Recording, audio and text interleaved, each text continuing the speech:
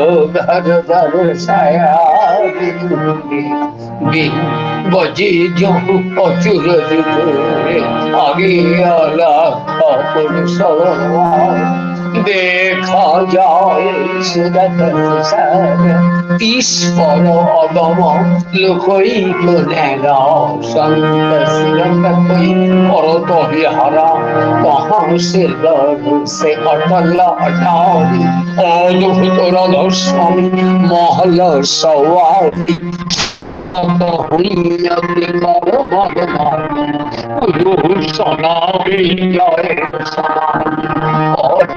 बंद जिन पर ताप जियो जागी बारंबार गुरु नाम सदगुरु पद सतनाम और बंदगी राधा स्वामी बार बार कर सविनय गुरु साधु संग परम गुरु दाता कृपा सिंधु समर्थ आदि अनादिया राधा स्वामी मैं तो सदय बार बार बोल तन मनवान चरण क्या मुखले मैं गाओ मेहर पुरी यस ধন্য ধন্য দেব দয়া সিন্ধু পুরনাথ নিত্য করু সেব অচল ভক্তিময়ী প্রভু দীনয় দীননাথ জ্ঞান কর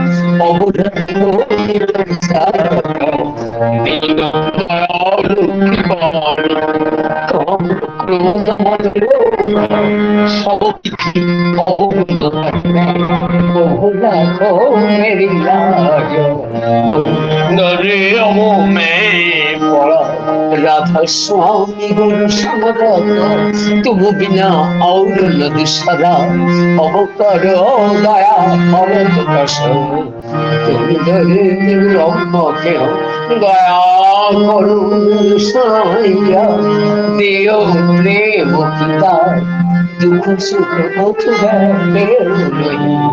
छूटे सब दया करो साइया देव प्रेम पिता दुख सुख छूटे सब बार बार पर सविनय गुरु साधु संग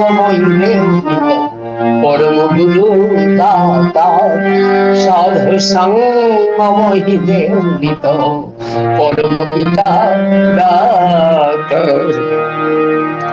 गुरुर्ब्रह्मा गुरुर्विष्णु गुरुर्देव महेश्वर गुरुरेव परम तस्मै श्री गुरवे नमः अखण्डमण्डलकालं व्याप्तं येन चराचरं तत्पदं दर्शितं येन तस्मै श्री गुरवे नमः ज्ञानोदयस्य ज्ञानाञ्जनशलाकया चक्षुरुन्मिलितं येन तस्मै श्री गुरवे नमः स्थावरं व्याप्तं येन चराचरं तत्पदं तस्मै श्री गुरवे नमः चिद्रूपेण परिव्याप्तं त्रैलोक्यं सचराचरं तत्पदं दर्शितं तस्मै श्री गुरवे नमः नागिरधिकं तत्तं नगिरधिकं तपं तत्त्वज्ञान तस्मै श्री गुरवे नमः मन्नाथो श्री जगन्नाथ माधुगुरु श्री अवधुगुरु मदातो सर्वभूता तस्मै श्री गुरवे नमः गुरु परम दैवतं गुरु परम तस्मै श्रीगुरवे नमः। ब्रह्मानन्दं परमस्य खादं केवलं ज्ञानमूर्तिं द्वन्द्वातीतं गगनसदृशं तत्त्वमस्याधि लक्ष्यम् एकं नित्यं विमलमचलं सर्वधि साक्षिभूतं भावातीतं त्रिगुणं सद्गुरुं नमामि सद्गुरुं नमामि सद्गुरुं नमामि।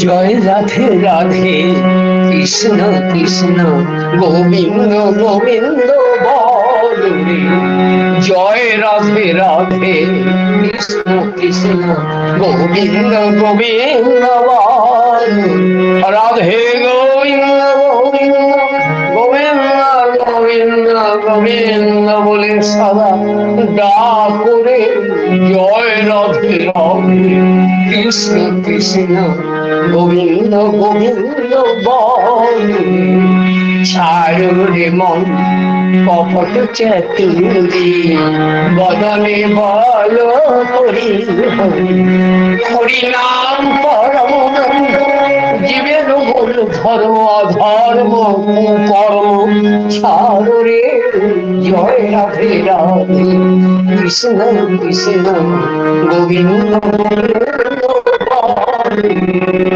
ছাড়ো রে মন ভবের আশা অজপা নামে করো গোবিন্দ নামে বদলে নয়ন নীলে সদা ভাসুরে জয় রাধে রাধে কৃষ্ণ কৃষ্ণ গোবিন্দ গোবিন্দ বল রাধে গোবিন্দ গোবিন্দ গোবিন্দ গোবিন্দ গোবিন্দ বলে সদা ডাকরে জয় রাধে রাধে কৃষ্ণ কৃষ্ণ গোবিন্দ গোবিন্দ বলে ছাড়ো রে মন কপট চাতুরি বদনে বল হরি হরি বল হরি বল হরি বল হরি বল হরি বল হরি বল হরি বল হরি বল বল হরি বল হরি বল হরি হরি বল হরি বল হরি বল হরি বল হরি নাম পরম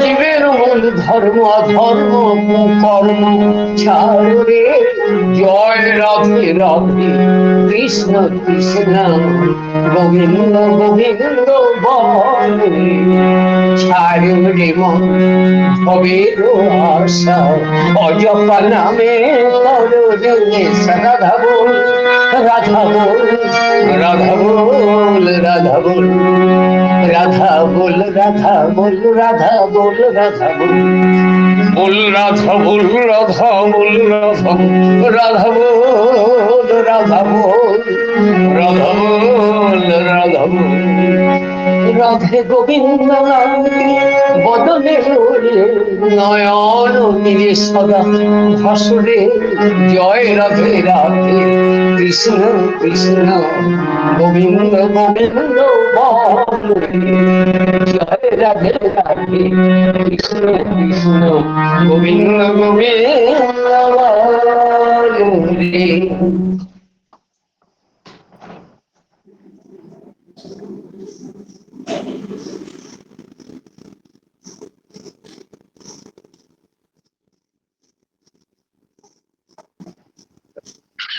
জয় গুরু জয় গুরু জয় গুরু বন্দে পুরুষোত্তম।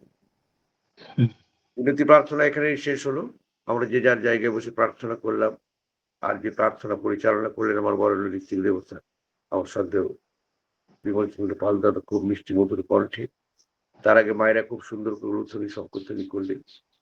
এবার আসুন উপস্থিত অনুপস্থিত প্রতিপদ থেকে পরিবার পরিজন সহ দেশবাসী বিশ্ববাসী শান্তি স্বস্তি মঙ্গল কামনার্থী এবং তৎসঙ্গে যিনি যেখানে অসুস্থ আছেন দ্রুত আরোগ্য লাভ করুন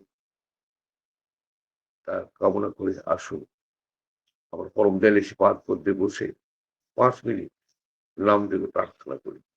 নামে সময়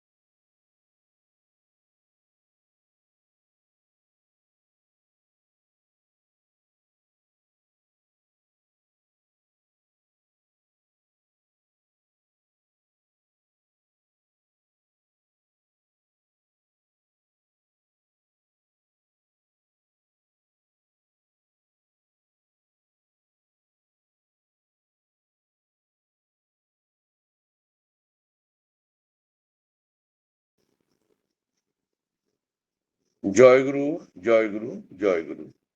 নামধ্যান এখানেই শেষ হলো।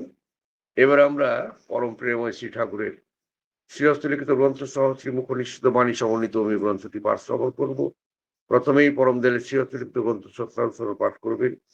পাথর থেকে উপস্থিত থাকছেন, প্রতিদিনই থাকেন আমার ইষ্টপ্রাণ আমার সন্তান বিমল কুমার সাউ দাদা।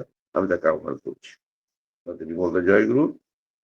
পরম প্রেমময় শ্রী শ্রী ঠাকুরের শ্রীহস্ত লিখিত সত্যানুসরণ গ্রন্থ থেকে পাঠ করছি।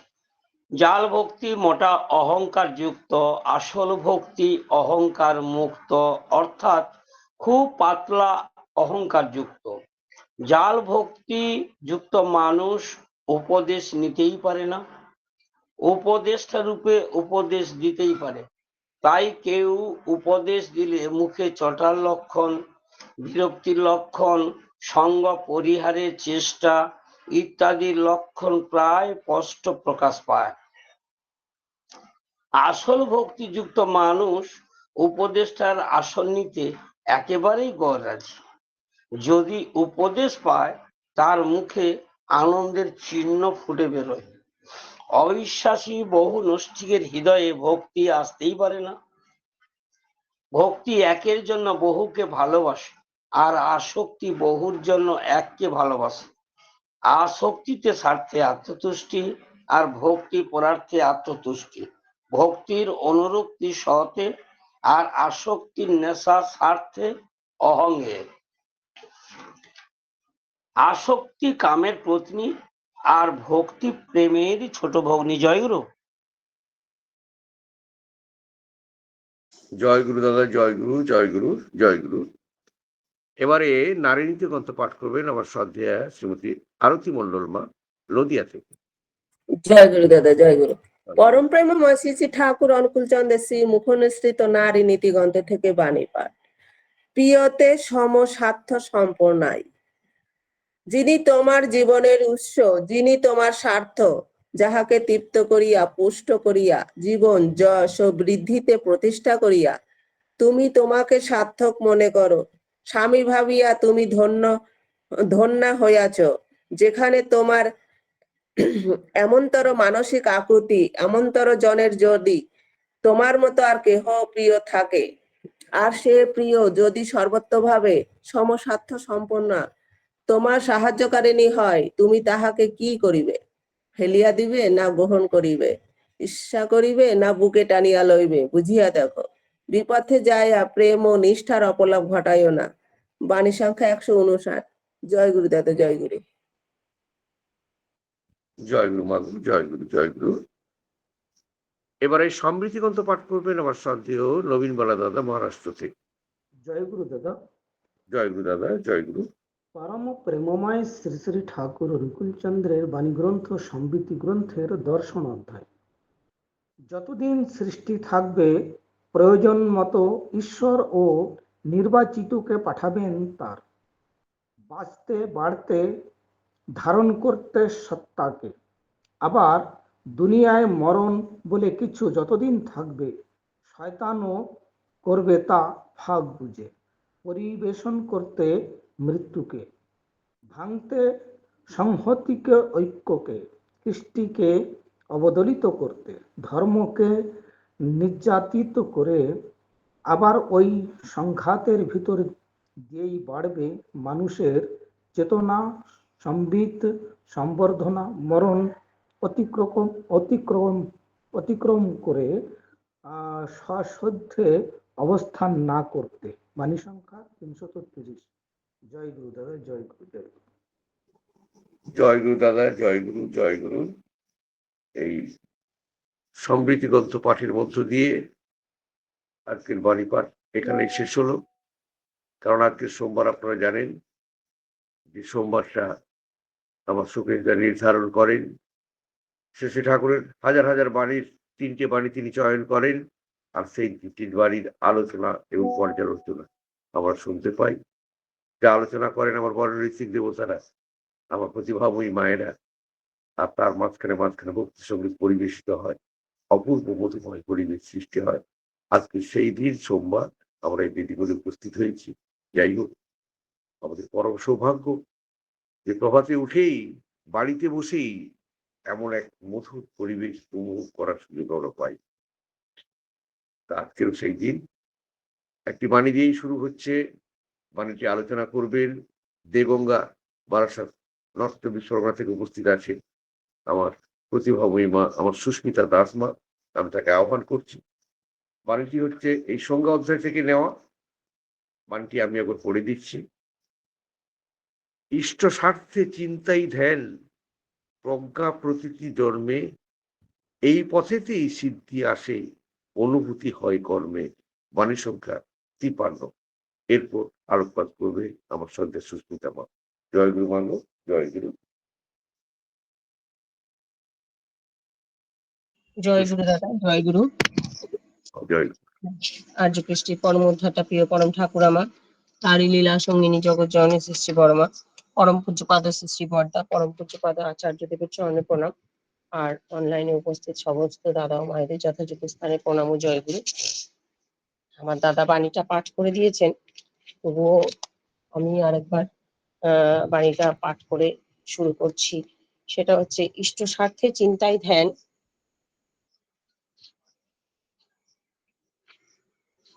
ইষ্ট স্বার্থে চিন্তায় ধ্যান, প্রজ্ঞা প্রতীতি জন্মে, এই পথেতেই সিদ্ধি আনে, আসে অনুভূতি হয় কর্মে। ইষ্ট স্বার্থ মানে আমরা জানি, ইষ্ট স্বার্থ মানে আমার ইষ্ট মানে মঙ্গল, আর আমার ইষ্ট মানে আমার মঙ্গল দাতা হচ্ছেন পরম পিতা। অতএব তার চিন্তা, তাকে নিয়ে সব সময় চিন্তা, এবং ধ্যান। ধ্যানের একটা সুন্দর সংজ্ঞা বা ডেফিনিশন ঠাকুর দিলেন, যে ধ্যান মানে হচ্ছে কোনো কিছু একটা চিন্তা নিয়ে লেগে থাকা, যা আমাদের সে লেগে থাকাটার বিক্ষেপ এনে দেয় কিন্তু ভেঙে দিতে পারে না। মানে ঠাকুরকে নিয়ে আমরা সবসময় চিন্তা করছি, কাজে কর্মে চলতে ফিরতে সবসময় ইষ্ট ধান্দা মনের মধ্যে লেগে থাকবে। কখনো কখনো হয়তো সংসারের কাজকর্মের মধ্যে সেই চিন্তা থেকে সরে আসছি, আবার সঙ্গে সঙ্গে মনে পড়ছে যখন যে আমার ইষ্ট চিন্তা করতে হবে, আমার এই কাজটা করতে হবে, ঠাকুরের জন্য এটা করতে হবে, উৎসবের জন্য এটা করতে হবে, তখন আবার তার সঙ্গে যুক্ত হয়ে যাচ্ছে। একটা ধ্যান মানে একটা ঘোরের মতন সবসময় তাকে নিয়ে মেতে থাকা, লেগে থাকা। প্রজ্ঞা শব্দটার কালকে আমি অর্থ খুঁজছিলাম, তো তাতে দেখলাম যে অসাধারণ বুদ্ধিমত্তা বা জ্ঞান, সেটা হচ্ছে প্রজ্ঞা। প্রতিটি মানে হচ্ছে দৃঢ় বিশ্বাস, যাতে আমার প্রত্যয়টা থাকে, দৃঢ়তাটা থাকে। তাহলে এই বিশ্বাসটা, যে গভীর বিশ্বাস বা দৃঢ় বিশ্বাসটা কার উপর থাকবে? আমার পরম পিতার উপর। আমরা ওই যে একটা গান করি, এ কি আনন্দ পরমানন্দ, তাতে একটা লাস্ট লাইন আছে, নির্ভর করো নির্ভয় হবে। পরম পিতার উপর যদি নির্ভর করতে পারি, তাইলে নির্ভয় হতে পারবো আমরা। আর সেই নির্ভরতা আসবে কোথা থেকে? যখন গভীর বিশ্বাস থাকবে। ঠাকুর বলছেন গভীর বিশ্বাসে সবই হতে পারে। তাহলে যখন দৃঢ় বিশ্বাস থাকবে পরম পিতার উপর, যে আমার মঙ্গলদাতা সবসময় আমার মঙ্গলই ঘটাবেন, এবং তার কোলে আছি যখন আমার ভয়ের কোনো কারণ নেই, এই বিশ্বাস যখন জন্মাবে, এবং সেই বিশ্বাসটা কোথা থেকে আসবে? ঠাকুর বলছেন যে শ্রদ্ধা ও বিশ্বাস দুই ভাই, একটি আসলে আরেকটি আসে। আর এই শ্রদ্ধা বিশ্বাস দুটো থাকলে তার সঙ্গে ভক্তিটাও আসে। আর এই বিশ্বাসটা আসবে যখন আমার তার সম্বন্ধে জ্ঞান বৃদ্ধি পাবে। আমি সবসময় বলি যে আমার ঠাকুর কিন্তু জ্ঞান মিশ্রিত ভক্তির কথা বলেছেন। একটু উত্তেজিত হয়ে নৃত্য গীতাদিতে লম্ফঝম্পাদি করলেই যে ভক্তি হলো তা নয় গো। সাময়িক ভাবন্যত্বতাদি ভক্তের লক্ষণ নয় গো। সাময়িক ভাবে ভাব আসলো, অনেকে আছে, আমি দেখেছি আমার কর্তার এক বন্ধুর ফ্যামিলি, তারা এক জায়গায় সৎসঙ্গে গেলেন, খুব ভালো লাগলো পরিবেশটা, বা গান আনন্দ, আলোচনা, সেখানে ভাবে বিভোর হয়ে সে নিজেই বললো আমি দীক্ষা নেব। সেই দীক্ষা নেওয়া শুরু আর শেষ, তারপরে তার আর কোনো হেলদোল নেই, না ইষ্টভৃতি, না প্রার্থনা, না কিচ্ছু। ওই সময়ের ভাবে ভাবিত হয়ে সে ভেবেছিল যে আমার ভালো লাগছে, ভালো লাগা থেকে নিল, ভালোবাসা থেকে নেয়নি। তাহলে এই যে সাময়িক আমাদের একটা ভাব জন্মায়, সেই ভাবটা কিন্তু বেশিক্ষণ থাকে না। কিন্তু তার সম্বন্ধে জেনে দিন, বা তার সম্বন্ধে জ্ঞান জন্মানোর পরে তিনি কি কি করেন, বা তিনি জীব উদ্ধারের জন্য কি করছেন, তাকে নিয়ে চললে, তার বলা কথা, তার বাণীগুলো মেনে চললে আমার জীবনে কি উপকার হতে পারে, এগুলো মেনে যদি তাকে আমরা গ্রহণ করি, তখন কিন্তু তাকে আর ছাড়তে পারি না, তখন তার প্রতি একটা বিশ্বাস জন্মায়। তাই ওই প্রজ্ঞার প্রতীতি দুটোই জন্মায় যদি আমরা ইষ্ট চিন্তায় ইষ্ট ধ্যানে মগ্ন থাকি। আর জীবনে সবকিছুতেই আমরা সফলতা চাই। সিদ্ধি মানে হচ্ছে সিদ্ধ কাম হওয়া, সফলতা আসা। সিদ্ধির অ্যাপ্রোপ্রিয়েট মিনিং হচ্ছে সফলতা, সাকসেস। তাহলে সেই যখন আমার তাকে নিয়ে চলার পথে, তাকে নিয়ে মগ্ন থাকার পথে, তাকে নিয়ে চললে যে জ্ঞান জন্মাচ্ছে, যে বিশ্বাস জন্মাচ্ছে, যদি সেটা থাকে, যদি আমি মঙ্গলের কোলে থাকি, যদি ইষ্টকে নিয়ে চলি, তাহলে আমার সফলতা আসবেই, এটা হবেই। এই সমস্তটা হবে যদি আমার কর্মে সেটা উচ্চারিত হয়। ঠাকুর বলছেন কর্মবিহীন চিন্তা কখনো প্রেমের পরিচায়ক নয়। প্রিয়তমের জন্য কিছু করতে ইচ্ছা করে না, অথচ খুব ভালোবাসি, এ কথাও যা, সোনার পিতলে হুবহু তাই। তাহলে ঠাকুরের প্রতি আমার জ্ঞান জন্মিয়েছে, ঠাকুরের প্রতি আমার বিশ্বাস আছে, আমি সব সময় ইষ্টর চিন্তায় মগ্ন আছি, ইষ্ট ধান্ধায় মগ্ন আছি। এগুলো বোঝা যাবে কিভাবে? শুধু মাথায় মাথায় রেখে দিলে, মাথায় মাথায় আমি ঠাকুরের চিন্তা করছি, ব্রেনের মধ্যে চিন্তা করছি, সবাইকে বললাম আমি সব সময় ইষ্ট চিন্তা করি, ইষ্ট ধ্যান ধ্যান করি, চলতে ফিরতে নাম করি, বললাম, কিন্তু ঠাকুরকে কতটা ভালোবাসি বা সত্যিই তার প্রতি বিশ্বাস জন্মেছে কিনা সেটা বোঝা যাবে যখন সেটা কর্মে বাস্তবায়িত হবে, যখন ইষ্টের জন্য কিছু করা হবে, যখন তার জন্য নিজের মন প্রাণ শরীর সমস্তটা উৎসর্গ করা হবে। যদি কিছু না করি, শুধুমাত্র মুখের বকবকানি দিয়ে কিন্তু তার প্রতি ভালোবাসা আমরা বোঝাতে পারবো না। তাই কর্মটা কেমন, এখন তো খুব সহজ কর্ম করে দিয়েছেন আমার আচার্য পরম্পরা বা ঠাকুর পরিবার। আগে কর্ম বলতে বোঝা যেত যে আমাদের 100 দিনে যে দীক্ষার যে একটা আশীর্বাদ ছিল, সেটা একটা দীক্ষা জোগাড় করার একটা কর্ম। তারপরে হলো উৎসবের জন্য করা, তারপরে যার যার নিজস্ব মন্দির বা বাইরের যে মন্দিরের জন্য করা। এখন সেই বড় বড় কাজগুলোকে খুব সহজ করে দিয়েছে যারা অত বোঝে না, যারা ধরুন আহ উৎসবের অত বড় কমিটিতে বোঝে না যে আমাদের কি কর্ম। একমাত্র যখন উৎসব হবে তখন সবজি কাটতে ডাকবে, এটাই সাধারণ মানুষের কর্ম। তাছাড়া তো আর মানুষ তার মধ্যে যুক্ত হতে পারে না, যারা হেড আছেন তারাই করেন। তাহলে সাধারণ মানুষ কিভাবে কর্ম করবে? মন্দিরে হয়তো একটা অর্ঘ্য দিল, সেটা কর্ম, তাছাড়া আর কিভাবে কর্ম করবে? মানুষ আপন টাকা পর যত পারিস মানুষ ধর, ঠাকুর এই কথাটা বলে গেছেন। আর শ্রী শ্রী বড়দা বলছেন যে বাণীগুলোর মধ্যে 3টে বাণী প্রধানত মেনে চলার কথা। তো যাই হোক, আমি সেই ব্যাপারে ঢুকছি না। তাহলে কথা হচ্ছে যে সেই মানুষকে আপন করার যে কর্ম, আমি যদি প্রভুকে ভালোবাসি তাহলে আমি মানুষকে আপন করব। ঠাকুর বলছেন you are for the lord, not for others, you are for the lord, so for others. তুমি ঠাকুরের, তুমি আর কারোর নও। আমি জন্মিয়েছি ঠাকুরের জন্য, আমার জীবনটাই ঠাকুরের। আর যখন আমি ঠাকুরের তখন আমি সবার। তাহলে সেই সবার জন্য ঠাকুরকে ভালোবেসে সবাইকে ভালোবাসা, সবাইকে পাবো বলে ঠাকুরকে ভালোবাসা নয়। তাই সেই সবাইকে ভালোবাসবো, যখন ঠাকুরকে ভালোবাসি বলে যখন সবাইকে ভালোবাসবো, তাহলে সবার ভালোর জন্য মন আকুপাকু করে উঠবে, সবার ভালো চাওয়ার জন্য নিজের একটা চিন্তা লেগে থাকবে। আমি ছোটখাটো একটা উপযোজনা কেন্দ্র আমার আছে, বেশি ইষ্টভৃতির সংখ্যা নয়। তো তার মধ্যেই একজন গত মাসে ইষ্টভৃতি পাঠায়নি, সেটা আমারও দোষ, কারণ তার জামাই ইষ্টভৃতি করে না। তো আমি তার বাড়িতে, জামাইয়ের বাড়িতে না গিয়ে বললাম কাকিমা একটা কথা বলবো, বলে বলো। আমি বললাম কাকিমা আপনার জামাইয়ের নামটা ডিফল্টার লিস্টে এসেছে, তো আমি যাব, তার আগে যদি আপনি একটু কথা বলেন ভালো হয়। কারণ আমরা তো যাব, যদি আপনার বোঝানোতে বোঝে। কিন্তু ওই যে কাজে ফাঁকি দিয়েছি, এবার জামাই শাশুড়িকে এমন উল্টো বুঝিয়ে দিয়েছে, শাশুড়ি আর ইষ্টভৃতি দিচ্ছে না। আর আমি ফোন করছি, ফোন তুলছে না, কিছুতেই ফোন তুলছে না। তার বাড়িটা আমার বাড়ি থেকে অনেক দূর। আমার ভিতরে ইষ্টভৃতি চলে গেছে, তার টাকা আমি পাঠিয়ে দিয়েছি, কিন্তু আমার ভিতরে খচখচানি করছে যে মানুষটাকে ইষ্টভৃতি ছেড়ে দিল, আমরা ডিফল্টার লিস্ট কমাতে পারছি না, আর এই মানুষটা কি ঠাকুরের থেকে সরে গেল, স্বস্তি পাচ্ছি না। তারপরে একদিন মাতৃ সম্মেলন করলো শ্রাবণ পরিক্রমা তার বাড়ির কাছাকাছি, তখন তার বাড়িতে গিয়ে তাকে বিলগুলো দিলাম, এবং বলার আগে বাড়ির থেকে ঠাকুরকে বলে গেছি ঠাকুর আমি যেন ইষ্টভৃতিটা ফিরিয়ে আনতে পারি। তারপরে তাকে বলার আগেই তিনি বললেন না না, অমুক তমুক ছুতো দিয়ে আমি সেই জন্য দিতে পারিনি, এই নাও তুমি নিয়ে যাও। আমি বললাম আপনি ইষ্টভৃতি করছেন তো? বলে হ্যাঁ করছি। এই যে একটা মানুষ খোয়ানোর যে কি যন্ত্রণা সেই দিন আমি অনুভব করেছিলাম, যে একটা মানুষকে হারিয়ে ফেলবো, যেখানে আমরা এত এত ডিফল্টার হয়ে রয়েছে তাদেরকে কমাতে পারছি না। তো এই আপ্রাণতাটা যদি না থাকে মানুষের প্রতি, কারণ যখনই ইষ্টভৃতিটা মূল কথা কেন, কারণ যখনই মানুষ ইষ্টভৃতি থেকে সরে যাচ্ছে, ইষ্টের পথ থেকে সরে যাচ্ছে, তখনই চিন্তা করতে হবে সেই মানুষটার কোনো না কোনো বিপদ আসতে পারে বা সে একটা অসুবিধায় পড়তে পারে।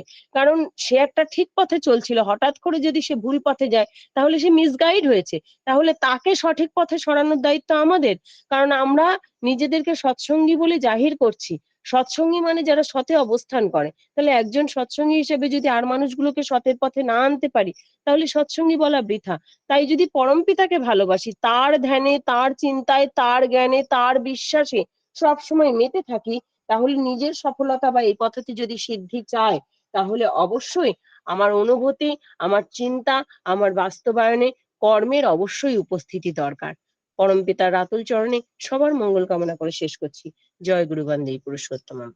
বাবা বাবা, জয় গুরু বাবা, জয় গুরু, জয় গুরু। আমার শ্রদ্ধা সুস্মিতা মা কতখানি প্রজ্ঞার অধিকারিণী সেটা আমি বলবো না, আপনারাই মূল্যায়ন করবেন। কতখানি প্রজ্ঞার অধিকারিণী হলে পরে শ্রী শ্রী ঠাকুরের বাণী আলোচনা করা যায় বা পর্যালোচনা করা যায় আমার জানা নেই।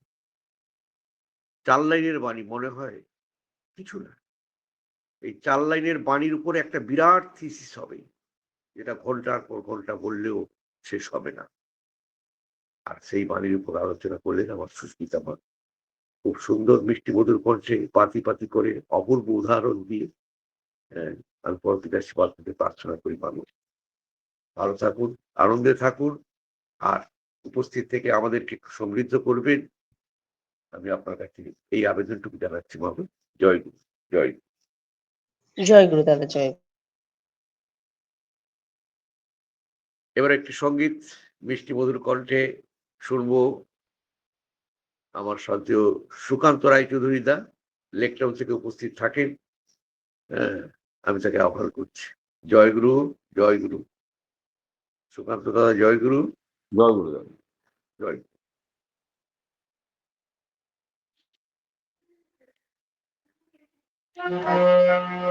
ধরাতল চরণ পরশে ধরাজ হলো মধুময় সুন্দর প্রিয়তম এর স্বস্তি সূর্যোদয় এর স্বস্তি সূর্যোদয় ধরাতল চরণ পরশে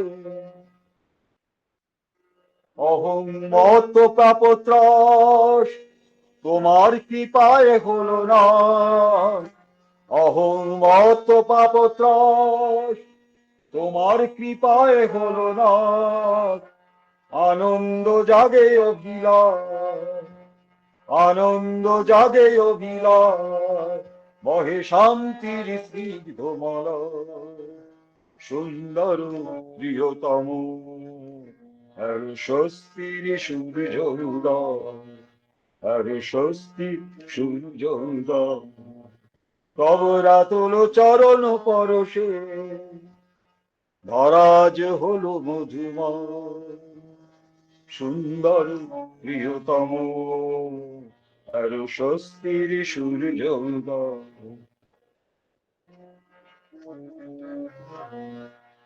আজ অভিমান হলো নিঃশেষ দূর হলো বাসনার ক্লেশ অভিমান নিঃশেষ দূর হলো বাসনার ক্লেশ কাটিল হিংসা দেশ বিরূপিত হলো সংসার কাটিল হিংসা দেশ বিদূরিত হলো সংসার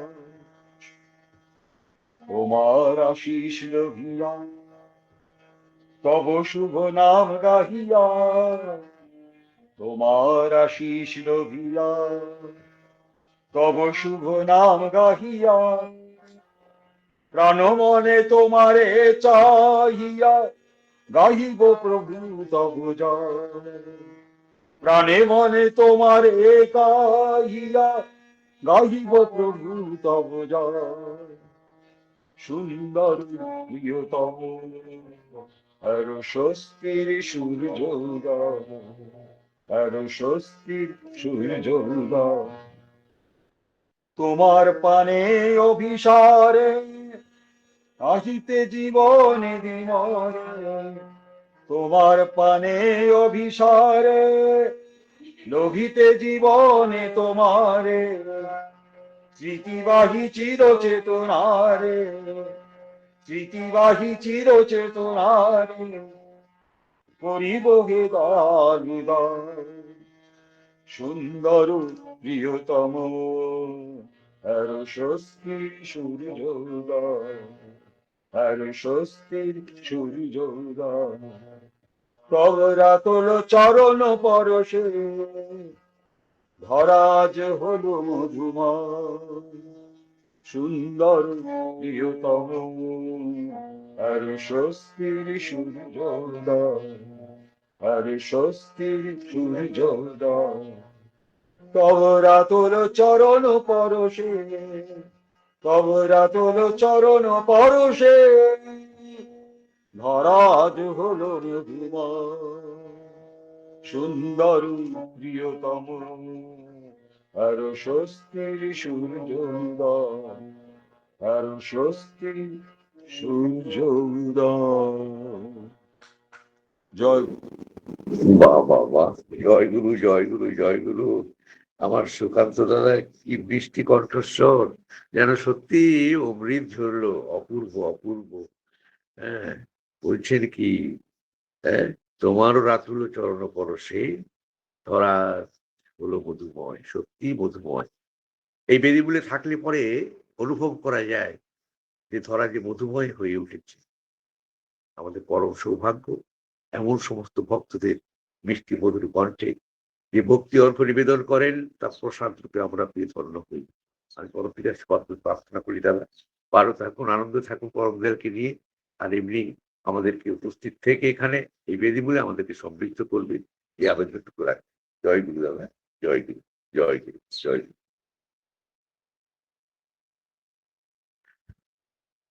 সুকান্ত দাদার মিষ্টি কণ্ঠের সঙ্গীতের পরেই এরপর একটি বাণী আলোচনা করবেন আমার শ্রদ্ধেয়া স্বর্ণালী বিশ্বাস মা। তিনি কতখানি প্রজ্ঞার অধিকারী সেটা আপনারাই জানেন। যাই হোক, আমি তাকে আহ্বান করছি দ্বিতীয় বাণী আলোচনা করার জন্য। ওই অনুশ্রুতি প্রথম খণ্ডের সংজ্ঞা অধ্যায় থেকে নেওয়া বাণীটি আমি পড়ে দিচ্ছি। দুকুল দোলা মনটি থেকে প্রশ্ন শূন্য হয় যখন, বিশ্বাস বলে তাকেই জানিস অচ্যুত মন হয় তখন। বাণী সংখ্যা 54। এরপর আলোকপাত করবেন আমার সন্ধ্যা স্বর্ণালী মা। জয় গুরু, জয় গুরু, স্বর্ণালী মা। জয় গুরু দাদা, জয় গুরু, জয় গুরু।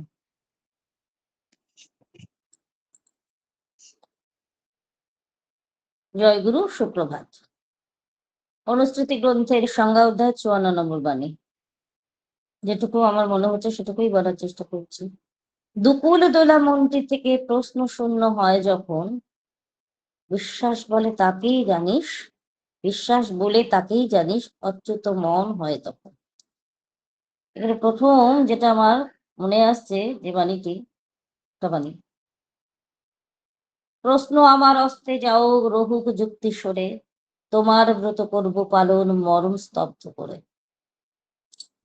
প্রশ্ন আমার অস্তে যাও, এখানে দেখুন কতটা সাজুজ্য রয়েছে এইটার সঙ্গে এই বাণীটা। দুকুল দোলা, দুকুল মানে এদিক ওদিক দোদুল্যমান।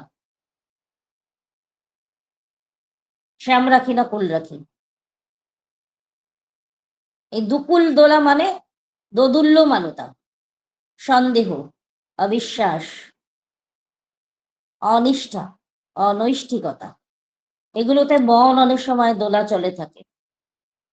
ঈশ্বরের ধরবো কি ধরবো না, সদ্গুরু ধরবো কি ধরবো না, দীক্ষা নেবো কি নেব না, এই যে দোদুল্যমানতা, এই দোদুল্যমান যখন মনটি থাকে না, একমুখী মন যখন মানুষের থাকে না, তখন সেই মানুষ কিন্তু প্রশ্ন শূন্য হতে পারে না। প্রশ্ন শূন্য কখন হয়? যে অচ্যুত নিষ্ঠা নিয়ে মন নিয়ে যখন মানুষ সদ্গুরুকে গ্রহণ করে, ওই সদ্গুরুকে যখন গ্রহণ করে বিশ্বাস নিয়ে, তখন বিশ্বাসের সঙ্গে সঙ্গে কি হয়? নিষ্ঠা আসে। নিষ্ঠার সঙ্গে কি আসে? ভক্তি আসে। ভক্তির সঙ্গে কি আসে? জ্ঞান আসে। একটা মানুষ প্রজ্ঞা বোধি সম্পন্ন হয়ে ওঠে যখন সেই নিষ্ঠা সহ বিশ্বাসের কে নিয়ে পাকা করে সে যখন এগিয়ে যায়। ঠাকুর বলে না, বিশ্বাস পেকে গেলে কোনো বিরুদ্ধ ভাবই তাকে টলাতেই পারে না। যত রকমের যুক্তি আসুক না কেন, যাই যুক্তি আসুক না কেন, সমস্ত যুক্তির নিরসন করে ইষ্টের প্রতি অচ্যুত অনুরাগ নিয়ে যে ব্যক্তি লেগে থাকে, তখন সেখানে নিষ্ঠা আসে, প্রেম আসে, ভালোবাসা আসে, জ্ঞানের প্রগাঢ়তা আসে। যতক্ষণ না জীবনে বিশ্বাস না আসে ততক্ষণ কিন্তু তাকে ধরা সার্থক। বিশ্বাস অবিশ্বাসের এই দোলাচল মানুষের মধ্যে আসে, ভালো এবং মন্দ, শুভ এবং অশুভ, সু এবং কু, এই দোলাচল মানুষের মধ্যে, এই দোদুল্যমানতা মানুষের মধ্যে থাকেই। এই প্রবৃত্তি নিয়েই সে জন্মগ্রহণ করে। এই দোদুল্যমানতার নিরসন করে যখন একটা মানুষ অনুরাগের প্রভাবে বা অনুকম্পার সহিত সেই সদ্গুরুকে ধরে, তখন দেখা যায় যত রকম অযৌক্তিক যুক্তিবাদী অযৌক্তিক বা যুক্তি বিহীন চিন্তা ভাবনা যাকে একটা মানুষকে পেয়ে বসে, তখন দেখা যায় যতই কিছু আসুক না কেন সে তখন ওটা থেকে নড়তে চায় না, সে তখন একনিষ্ঠ হয়ে চলে। এই একনিষ্ঠাটা খুব দরকার। তাই ঠাকুর বললেন না যে adherence that thrives one into earnest, responsive, fulfilling mission for the ideal, special favor. ইংলিশে মানেটা বলে দিই বাংলায়। যে নিষ্ঠা মানুষকে আগ্রহদীপ্ত, ইষ্টার্থ পূরণী, কর্ম সাধনায় নন্দিত করে তোলে, তাই হচ্ছে বিশেষ রকমের অনুগ্রহ তার প্রতি, অ্যাডহিয়ারেন্স, স্পেশাল ফেভার। এই বিশেষ অনুগ্রহ ছাড়া একটা মানুষের মনে বিশ্বাস আসতে পারে না। Adherence that thrives one into earnest responsive fulfilling mission for the ideal, that is called special favour. কারণ যে নিষ্ঠা, যে অচ্যুত অনুরাগ একটা মানুষকে তার আদর্শ থেকে বিচ্যুত করে না, তার মিশনটাকে ফুলফিল করে তোলে, আইডিয়ালকে ধরে জীবনের সমস্ত কিছুকে একে বিন্যস্ত করে সুনিয়ন্ত্রিত করে চলতে পারে, সেই বিশ্বাস তখন আর টলে না। ওই বিশ্বাস যখন একটা অচ্যুত অনুরাগ, নিষ্ঠা, এগুলো যখন মানুষের মধ্যে থাকে, তখন সে প্যাশন পারভেটিং অ্যাটাচমেন্ট নিয়ে তার প্রতি অনুগত হয়। প্যাশন পারভেটিং অ্যাটাচমেন্ট মানে বৃত্তিহীন, তখন বৃত্তিকে অধিগত করে বৃত্তির ঊর্ধ্বে চলে যায় একটা মানুষ। প্যাশন পারভেটিং অ্যাটাচমেন্ট, তার প্রতি অচ্যুত অনুরাগী নিষ্ঠা, সেখানে বৃত্তির উপর দিয়ে সে যায়, তখন ইষ্টার্থ প্রতিষ্ঠা পরায়ণ হয়ে চলে। তাকে ছাড়া সে অন্য কাউকে স্থান দিতে পারে না। আর তার যদি না হয় তাহলে কি হবে? নিষ্ঠার অভাব যেখানে হবে সেখানে কি হবে? ভক্তি আসতে পারে না। ওই ভক্তির খোলস ভরে ভরে তখন দাঁড়ায়। তাই ভক্তির সঙ্গে জ্ঞান প্রাপ্তির সঙ্গে সবার আগে দরকার বিশ্বাস। একটা অবিশ্বাসী, একটু আগে মা বললেন না, অবিশ্বাসী বহু নৈষ্ঠিকের হৃদয়ে ভক্তি আসতেই পারে না। ভক্তির সঙ্গে জ্ঞান আসে, জ্ঞানের সঙ্গে প্রেম আসে, প্রেম থেকে ভালোবাসা আসে, তার প্রতি অচ্যুত অনুরাগ বাড়ে। আর বললেন না, গভীর বিশ্বাসে অশ্বত্থান স্বামী ঠাকুর বলেছেন, গভীর বিশ্বাসে সবই হতে পারে। বিশ্বাস যত দৃঢ় বিশ্বাস থাকবে একটা মানুষের, তখন সেই মানুষটি কি হবে? একটা বোধিসত্তা তার গজিয়ে উঠবে। এই তখন দরকারটা কি? সেটা হচ্ছে কমপ্লেক্স। যে কমপ্লেক্স গুলো আমাদের তার দিকে এগোতে দেয় না, তাকে ধরতে দেয় না, তিনি ঈশ্বর বলে মানতে দেয় না। তখন কি হয়? তখন এই ভ্রান্ত বোধের দরুন কমপ্লেক্স, এই ভ্রান্ত বোধটা কখন আসে? এগুলো সবই হচ্ছে বৃত্তির কারসাজি, প্রবৃত্তি কারসাজি। এটা হচ্ছে কমপ্লেক্স যেগুলো আছে আমাদের জীবনে, তারই একটা কারসাজি। এই কারসাজির ফলেই কিন্তু মানুষ সেই ইষ্টে পুষ্ট হতে চায় না, তার সত্তাটা শুকিয়ে চলতে থাকে দিন দিন। ওই মত্ত হাতির মতো চলনটা তখন আর তার থাকে না। এই মত্ত হাতির মতো চলন মানে সে মাতাল হাতি, ইষ্ট তার সে সমস্ত কিছু ভেঙে চুরে সে চলতে থাকে, সমস্ত গাছের ডালপালা ভেঙে নিয়ে চলতে থাকে, সে তখন পিছনে তাকায় না। তখন ওই মত্ততা হাতির হাতির মত্ততা যখন আমাদের মধ্যে আসে, তখন আমাদের কি ঈশ্বরের থেকে দূরে রাখতে পারে? তখন তার জন্য হাহাকার করে উঠি, তাকে পাওয়ার জন্য যেন আমার হৃদয়টা ব্যাকুল থেকে ব্যাকুলতর হয়ে ওঠে। কৃষ্ণ প্রতিপক্ষের চাঁদ যেমন জল জ্বলে, আমাদের চোখে তার ধরা পড়ে না, কারণ সেটা হচ্ছে ক্ষয়মুখী। প্রতিপদের চাঁদ, কৃষ্ণ প্রতিপদের চাঁদ ক্ষয়মুখী, তাকে আমরা দেখতে পাই না। তাই ঠাকুর যখন নরদেহ আসেন সাধারণভাবে তাকে আমাদের বিশ্বাস করতে চায় না, তা আমরা তখন কিন্তু শুক্লপক্ষের চাঁদ কিছুই না, তবুও তা বর্ধনমুখী, তার জীবনকে বর্ধিত করে তোলে। নদীর স্রোতের মুখে গা ঢেলে দেয় যে, তাকে দেখে মনে হয় কি কেমন বাহাদুর সাঁতারু, স্ফূর্তিতে তরতর করে এগিয়ে যাচ্ছে, আমরা সবাই উপভোগ করি কি সুন্দর সাঁতারু দেখো লোকটা। আর স্রোতের উল্টো দিকে চলে যখন, তখন মনে হয় উফ, এগোতে পারছে না, ভাটার টানে সে আর এগোতে পারছে না, ক্লান্ত হয়ে পড়ছে। তখন কিন্তু যদি একটা মানুষের উদ্দাম আদর্শ প্রাণতা থাকে, তখন যে ব্যক্তিটা আলসেমিকে বর্জন করে, আলসেমিকে যারা দূরে রাখে, আলসেমিকে যারা দিন কাটায়, সেই আলসেমিকে তারা দূর করে যখন ইষ্টের দিকে active attachment, active adherence to your beloved, এমন আদর্শ প্রাণ হয়ে চলে সক্রিয়ভাবে, তখন সে ইষ্টকে প্রতিষ্ঠা করার জন্য কোনো রকমের চেষ্টা আর ত্রুটি করে না। তখন সমস্ত কনফ্লিক্ট, এই যে বাধা, দ্বন্দ্ব, দ্বিধাহীনতা, এই দ্বিধাহীন ভাবটা, দোদুল্যমানতা, করবো কি করবো না, ধরবো কি ধরবো না, এই যে দোদুল্যমানতা আসে, তখন আমাদের মধ্যে কি হয়, নিষ্ঠার অপলাপ হয়। যেখানে নিষ্ঠার অপলাপ হয় সেখানে বিশ্বাস আসতেই পারে না, সেখানে বসবাস করে কারা, অবিশ্বাস, অনৈষ্ঠিক ব্যাপারটা তখন আমার চরিত্রের মধ্যে প্রকৃত দ্বারা হয়ে দাঁড়ায়। তাহলে আমাদের সর্বপ্রথম যেটা হয়, দোদুল্যমানতাকে চিরতরে দূর করতে হবে। ঠাকুর বলে না যে দুর্বলতা, এটাও কিন্তু একটা দুর্বলতা মানুষকে সবল হতে দেয় না। ইষ্ট প্রেমে যখন একটা মানুষ মাতাল হাতির মতো চলতে থাকে, তখন যতই প্রবৃত্তির ঝোঁক হোক না কেন, সে তখন সহজে সেটাকে সামাল দিতে পারে। আসল যে ব্যাপারটা হলো কি জানে, মনের রোগ। এই রোগটি যত প্রখর থাকবে এবং বলা কওয়ায় কাজে যখন সেই রোগ অনুযায়ী চলবো, তখন ইষ্টের দিকে আমরা অনুপ্রাণিত হয়ে তার টানে আমরা চলতে পারবো, সেই স্রোতের টানে চলতে পারবো। এদিকে যদি একটুও স্ল্যাগিশনেস আসে, একটুও যদি ঢিলেমি আসে, তাহলে দেখা যাবে আর ঝোঁক ও অভ্যাসেও ওই রকমই হয়ে দাঁড়াবে। তাই এর মধ্যে কোনো রকমের বোধিসত্ত্বতা নেই। তাই একটা মানুষ যখন কমপ্লেক্স গুলোকে কি করে প্রতিহত করে ইষ্টের দিকে এগিয়ে চলে যায়, তখনই তার তার সত্তাটা কিন্তু একদম সজীব হয়ে ওঠে, অ্যাক্টিভ হয়ে ওঠে, তার নার্ভাস সিস্টেমটাও এতটাই প্রখর হয়ে ওঠে, সে তখন ওই চরিত্রের অপঘাতী চিন্তা তার মধ্যে আসে না। তখন সে চিন্তা করে যে আমি কি করে শ্রদ্ধা, বিশ্বাস, ভালোবাসা নিয়ে তার প্রতি অনুরক্ত হব, তার ধ্যানে নিজেকে ভাবিয়ে রাখবো, তার ভাবে ভাবিত থাকবো। তাই এমনতর প্রেরণা, এমনতর ইন্সপিরেশন, এমনতর শক্তির যোগান আসে মানুষের মধ্যে দিয়ে, তখন তার নামে আমি ভাবিত থাকি, তখন দেখা যায় প্রেরণা আপনা থেকেই আসে, শক্তি আপনা থেকেই যোগান আসে। দুর্বলতা মানুষকে যে এগোতে দেয় না, সে দুর্বলতা দূরে চলে যায়। মানুষকে তখন কি হয়, ধের ধ্যানে এমন ভাবে ভাবিত থাকে, তদমুখী চলন, তৎচলনে পলন করে তোলে। তখন দেখা যায় যে নাম করার সঙ্গে সঙ্গে নামীকে চিন্তা করতে হয়, নাম জপ এক লক্ষ্যাভিমুখে যখন হয়ে আমরা চলতে থাকি, তখন তার পরিপূরণী চিন্তায় তাছাড়া আর কিচ্ছু চিন্তা থাকে না।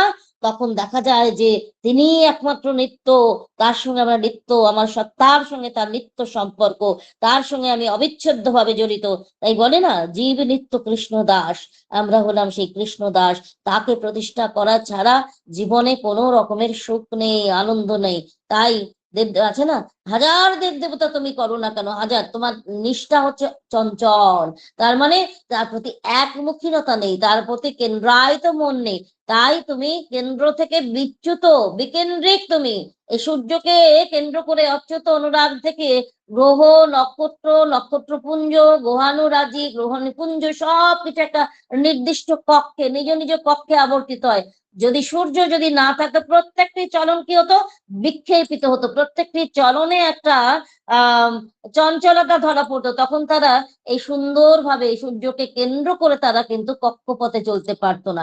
তেমনি জীবনে যদি আমাদের বিশ্বাসরূপী অচ্যুত টানটা থাকে, তার প্রতি ভালোবাসা থাকে, সমস্ত বেকেন্দ্রিক চলন, সমস্ত বিভ্রান্তিমূলক চলন, সমস্ত মনের দোদুল্যমানতা, দ্বন্দ্ব, সু এবং কুয়ের দ্বন্দ্ব, সমস্ত কিছুকে পদাঘাত করে নির্বাসিত করে আমরা তখন ইষ্টমুখীন জীবনের আনন্দে আনন্দে ভাসমান হয়ে থাকি। তাই জীবনে আনন্দটাই দরকার। তাই বিশ্বাস থেকে আমাদের জ্ঞান আসে, প্রেম আসে, ভালোবাসা আসে, ভক্তি আসে এবং নিষ্ঠা, এই নিষ্ঠাটা ভীষণভাবে দরকার। তাই ঠাকুর মেসেজ গ্রন্থে বলেছিলেন না, surrender to thy idol, first and foremost duty in our life to surrender myself to the lotus feet of পরম প্রেমময় শ্রী শ্রী ঠাকুর অনুকূল চন্দ্র।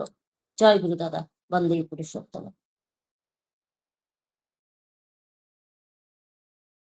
জয় গুরু মাগু, জয় গুরু। অপূর্ব আলোচনা, অপূর্ব আলোচনা।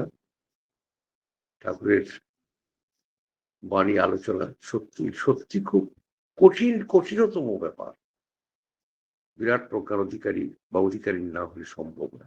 4 লাইনের বাণী, ভাষাটা দেখলেন তো, শ্রী ঠাকুরের বিশ্বাস আর অবিশ্বাস দোয়া দেয়। আজকে যদি আমরা পর্যালোচনা করে দেখি যে শ্রী ঠাকুর যে বিশ্বাসের কথাটা বলেছেন, সেই বিশ্বাসটা 100% কতজন মানুষের মধ্যে হয়েছিল অনন্ত মহারাজের, হয়েছিল কিশোরী মোহন মধ্যে, হয়েছিল কেষ্টতার মধ্যে, রেয়ার্সার হাউজার মন্দার মধ্যে। সেই 100% বিশ্বাসটা কতজন পার্সেন্টের মধ্যে? চিন্তা করুন না। শ্রী ঠাকুর আহ্বান দিয়েছিলেন, চলো পালিয়ে চলো। 1947 সালের আগস্ট মাসে যে ঘটনাটা ঘটে গেছিল, ভয়ঙ্কর ভয়ঙ্কর ভয়ঙ্কর, ভারতবর্ষের ইতিহাসে স্বর্ণাক্ষরে তালিকা থাকবে যে ভয়ঙ্কর চিত্র, ভয়ঙ্কর ঘটনা, লক্ষ লক্ষ মানুষের প্রাণ ত্যাগ, সে কল্পনা করা যায় না। শ্রী ঠাকুর বুঝতে পেরেছিলেন, তাই তো আহ্বান দিয়েছিলেন। কটা ফ্যামিলি এসেছিল? কয়েক হাজার ফ্যামিলি যুক্ত হয়েছিল শ্রী ঠাকুরের সঙ্গে। শ্রী ঠাকুর যখন পাবনা থেকে চলে আসেন, ওই 20-25টা ফ্যামিলি এসেছিলেন। এত সোজা না, তবে হতে হতে হবে, সেই প্রক্রিয়াই চলছে। অপূর্ব আলোচনা। আমি পরম পিতার সেবার মধ্যে একান্ত করে প্রার্থনা করি, অক্লান্ত পরিশ্রম করেন আমার স্বর্ণালী মা, নিরলস প্রহরীর মতো জেগে থাকেন তিনি, বহু রকম প্রয়োজনকে সামাল দিয়ে। আপনারা সবাই মিলে প্রার্থনা করবেন স্বর্ণালী মার শরীর যেন ভালো থাকে। জয় গুরু, জয় গুরু। জয় গুরু দাদা, জয় গুরু। অপূর্ব আলোচনা শুনলাম, পরপর দুটো বাণী, তার মাঝখানে আমার সুকান্ত দাদার মিষ্টি কণ্ঠের সঙ্গীত। এবার আরেকটি সঙ্গীত শুনবো, সঙ্গীত পরিবেশন করবেন নাকতলাক থেকে উপস্থিত আছেন আমার সন্দেহ অশোক নস্কর দাদা, তার মিষ্টি কণ্ঠে আমরা একটা সঙ্গীত শ্রবণ করব। অশোক দাদা জয় গুরু। সন্দেহ অশোক দাদা জয় গুরু। অশোক দাদা আছেন? জয় গুরু, জয় গুরু। জয় গুরু, জয় গুরু, জয় গুরু। একটু দেরি হয়ে গেল, দেখে নিই।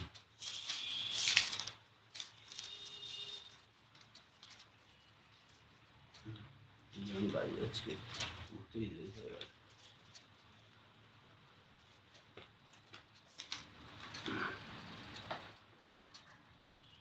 সাউন্ড ঠিক আছে? সাউন্ড কোয়ালিটি উঠতে দেরি হয়ে গেল আজকে। দয়ালের রাতুল চরণে আমার ভক্তি অঞ্জলি সহ পবিত্র প্রণাম জানিয়ে চেষ্টা করছি একটু সঙ্গীত করে।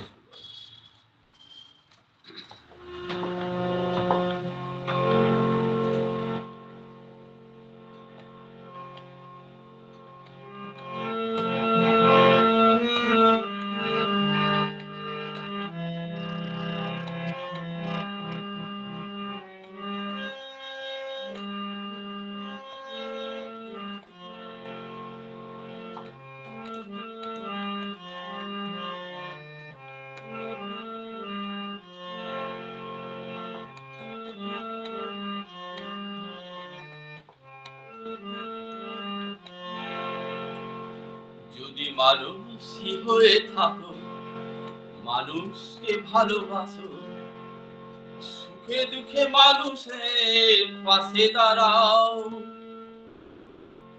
জগতের কল্যাণে ইষ্টের ঈপ্সিত সৎমন্ত্রে দাও দীক্ষা,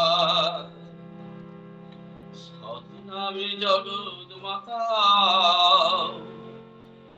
সৎ নামে জগৎ মাতা। যদি মানুষই হয়ে থাকো, মানুষকে ভালোবাসো, সুখে দুঃখে মানুষের পাশে দাঁড়াও, জগতের কল্যাণে ইষ্টের ঈপ্সিত সৎমন্ত্রে দাও দীক্ষা। তাহা সৎনামে জগৎ মাতা, সৎনামে জগৎ মাতা। সারে সাগা গা গা মা গা রে,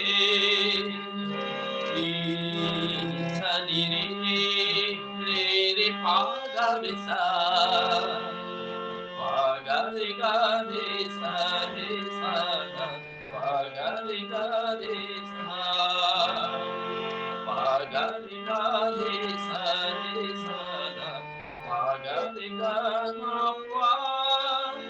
যদি কান পেতে শোনো এই ধ্বংসের দামামা আকাশ বাতাসে ফেলেছে, নিমেষেই লয় হবে সফর সতলে যাবে, প্রলয়ের সংকেত বেজেছে।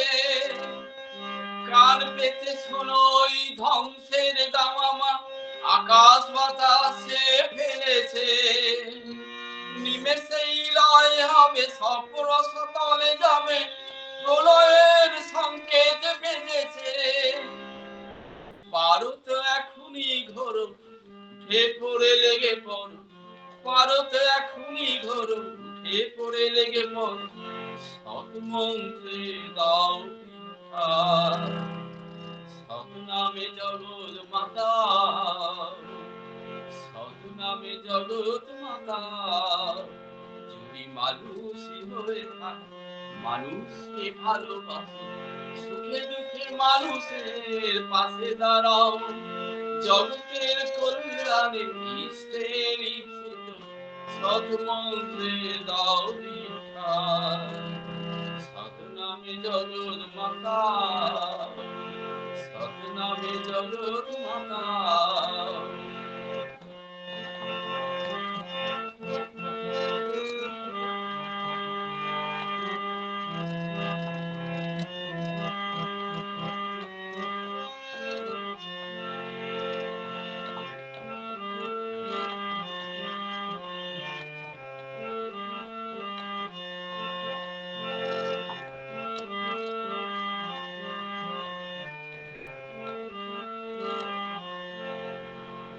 যজন যাজনা ইষ্টভৃতি স্বস্তায়নী সদাচার, বাঁচাবার এই মন্ত্র নিয়ে সৎনাম জপ বারবার।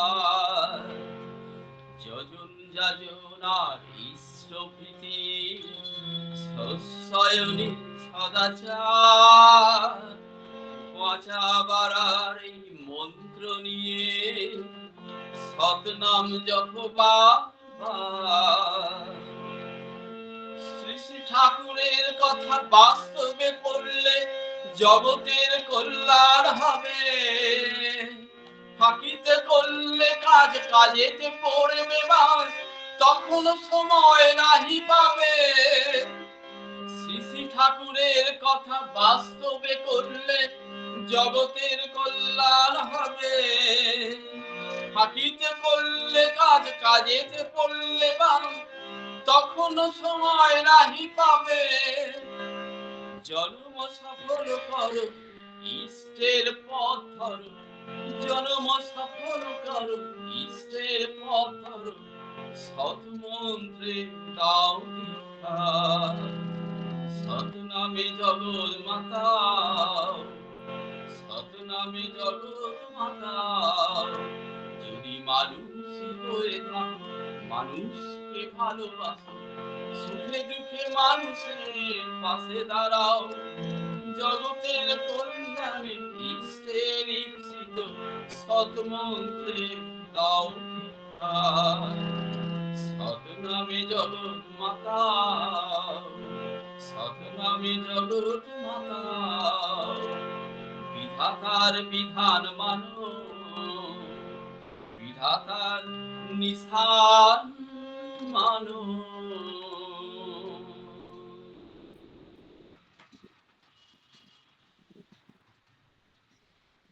জয় গুরু, জয় গুরু, জয় গুরু। এ তো সঙ্গীত নয়, এই পরম দয়ালের বাণী, মানে তার পূর্বাভাস। ধ্বংস আসছে। আজ থেকে 2000 বছর আগে যিশু রূপ ধারণ করে এসেছিলেন disaster must come, disaster must come, disaster must.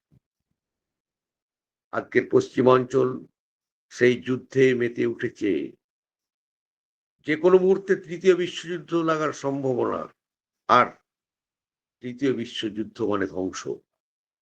পারমাণবিক বোমা এত বেশি প্রস্তুত হয়ে গেছে সমস্ত দেশে, যা কয়েকটা প্রয়োগ করলেই এরকম একটা বিশ্ব মুহূর্তের মধ্যে ধ্বংস হয়ে যায়। এইসব নিয়ে কিন্তু চারিদিকে সমস্ত দেশ বসে আছে অপেক্ষায়, আর তার মহড়া শুরু হয়ে গেছে।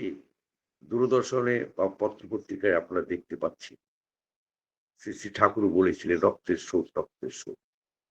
তাই তিনি বলছিলেন যে মানুষগুলোকে বাঁচাতে হবে, যে একটা মানুষ যেন নষ্ট না হয়ে যায়। তিনি আহ্বান দিয়েছিলেন 10,000 মানুষকে তৈরি করার জন্য। 10,000 মানুষ তৈরি করো, তাহলে সারা বিশ্বটাকে রক্ষা করা যাবে। ভুল বললাম, 10 লক্ষ মানুষ। তা আজ ক লক্ষ হয়েছে? সারা বিশ্বে 800 কোটি মানুষ। মাত্র 3 থেকে 4 কোটি মানুষ পরম দয়ালের শ্রীচরণাশ্রিত। আর কতজন মানুষ যে তাকে নিয়ে চলছেন নিখুঁত ভাবে, সেটা যে যার মূল্যায়ন করতে পারবে। ঠিক সেই জায়গাটায় দাঁড়িয়ে যে ভয়ঙ্কর রূপটা একদম দরজার সামনে এসে গেছে, সামাল দেবেন কি দিয়ে? এই সঙ্গীতের মধ্যে দিয়ে আমার অশোকদার সেই পূর্বাভাস দিলেন। এটা শ্রী ঠাকুরের কথা, ঠাকুরের মনের কথা, তার হৃদয়ের কথা। তাই সাবধান। আসুন প্রত্যেকে আমরা পরম দয়ালকে নিয়ে একান্ত ভাবে ঝাঁপিয়ে পড়ি। আমিও রক্ষা পাবো, আর আমার পারিপার্শ্বিককে রক্ষা করতে পারবো। যদি আমি রক্ষা পাই, আমি যদি তৈরি হয়ে উঠি, তাহলে আর একজনকে তৈরি করতে খুব একটা কষ্ট হবে না। পরম পিতা শ্রী পার্বতীতে প্রার্থনা করি দাদাগো, খুব ভালো থাকবে। আর এমনি করে সঙ্গীতের মধ্য দিয়ে আমাদেরকে উজ্জীবিত করবে। আমি পরম পিতার শ্রী পাদপদ্মে আপনার ইষ্টচ্ছগুলোর জন্য প্রার্থনা করি। খুব ভালো থাকবেন, আনন্দে থাকবেন। পরম দয়ালকে নিয়ে এই প্রার্থনা পরম দয়ালের শ্রী পাদপদ্মে করছি। জয় গুরু, জয় গুরু।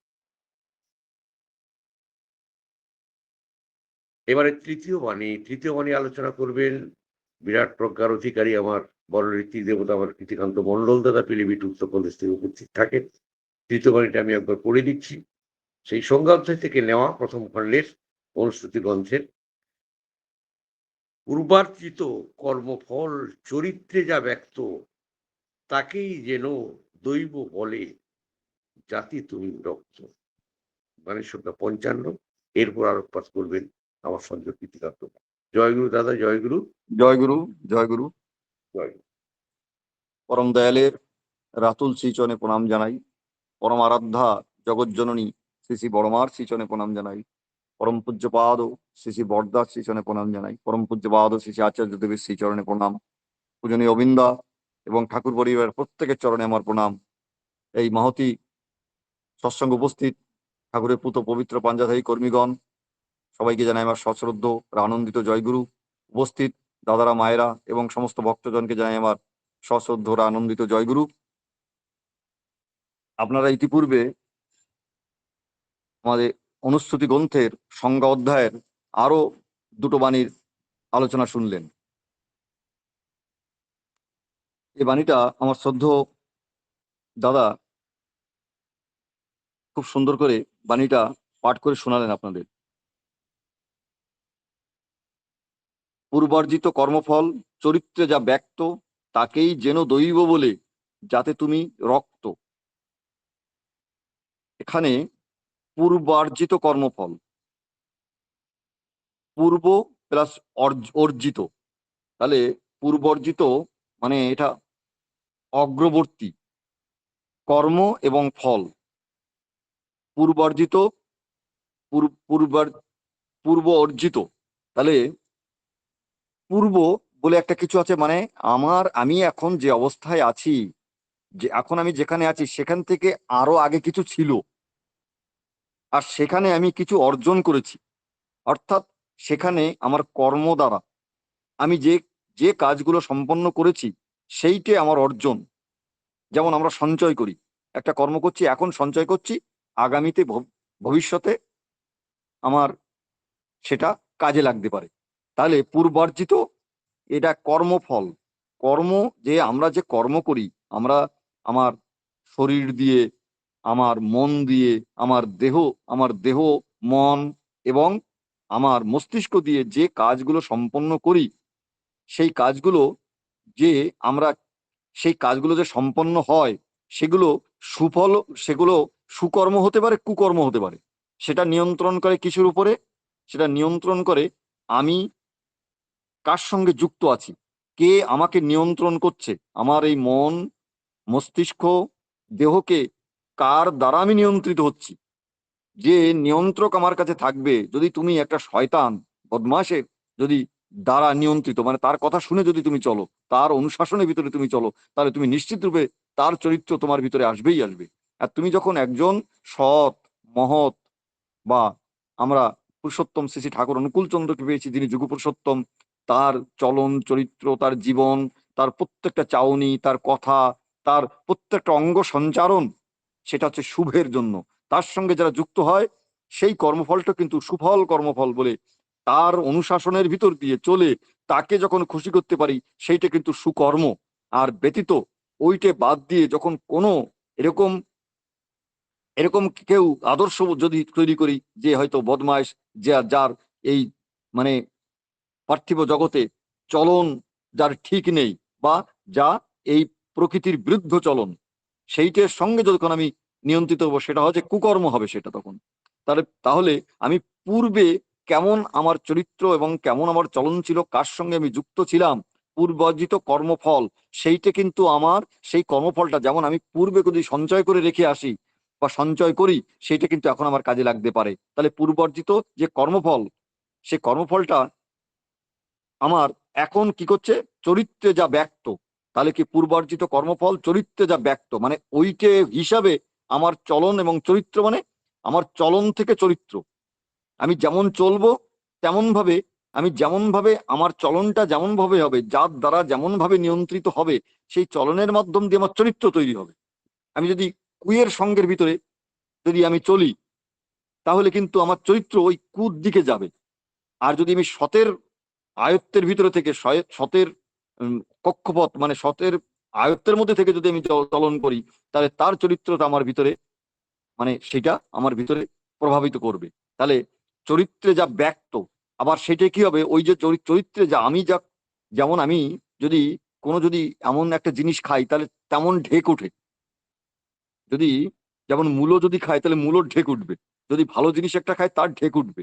অর্থাৎ তার শরীরের ভিতরে তার চলন বলন, চাউনি, কর্ম সবগুলো তার পরিবর্তন, সেইভাবে তার চলবে।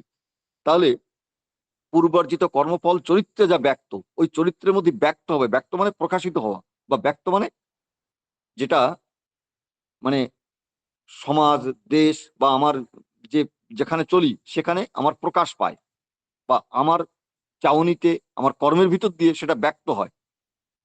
তাহলে তাকেই যেন দৈব বলে। এখানে এই যে দৈব, এই দৈব কথাটা দেবতা থেকে দৈব, তাকেই যেন দৈব।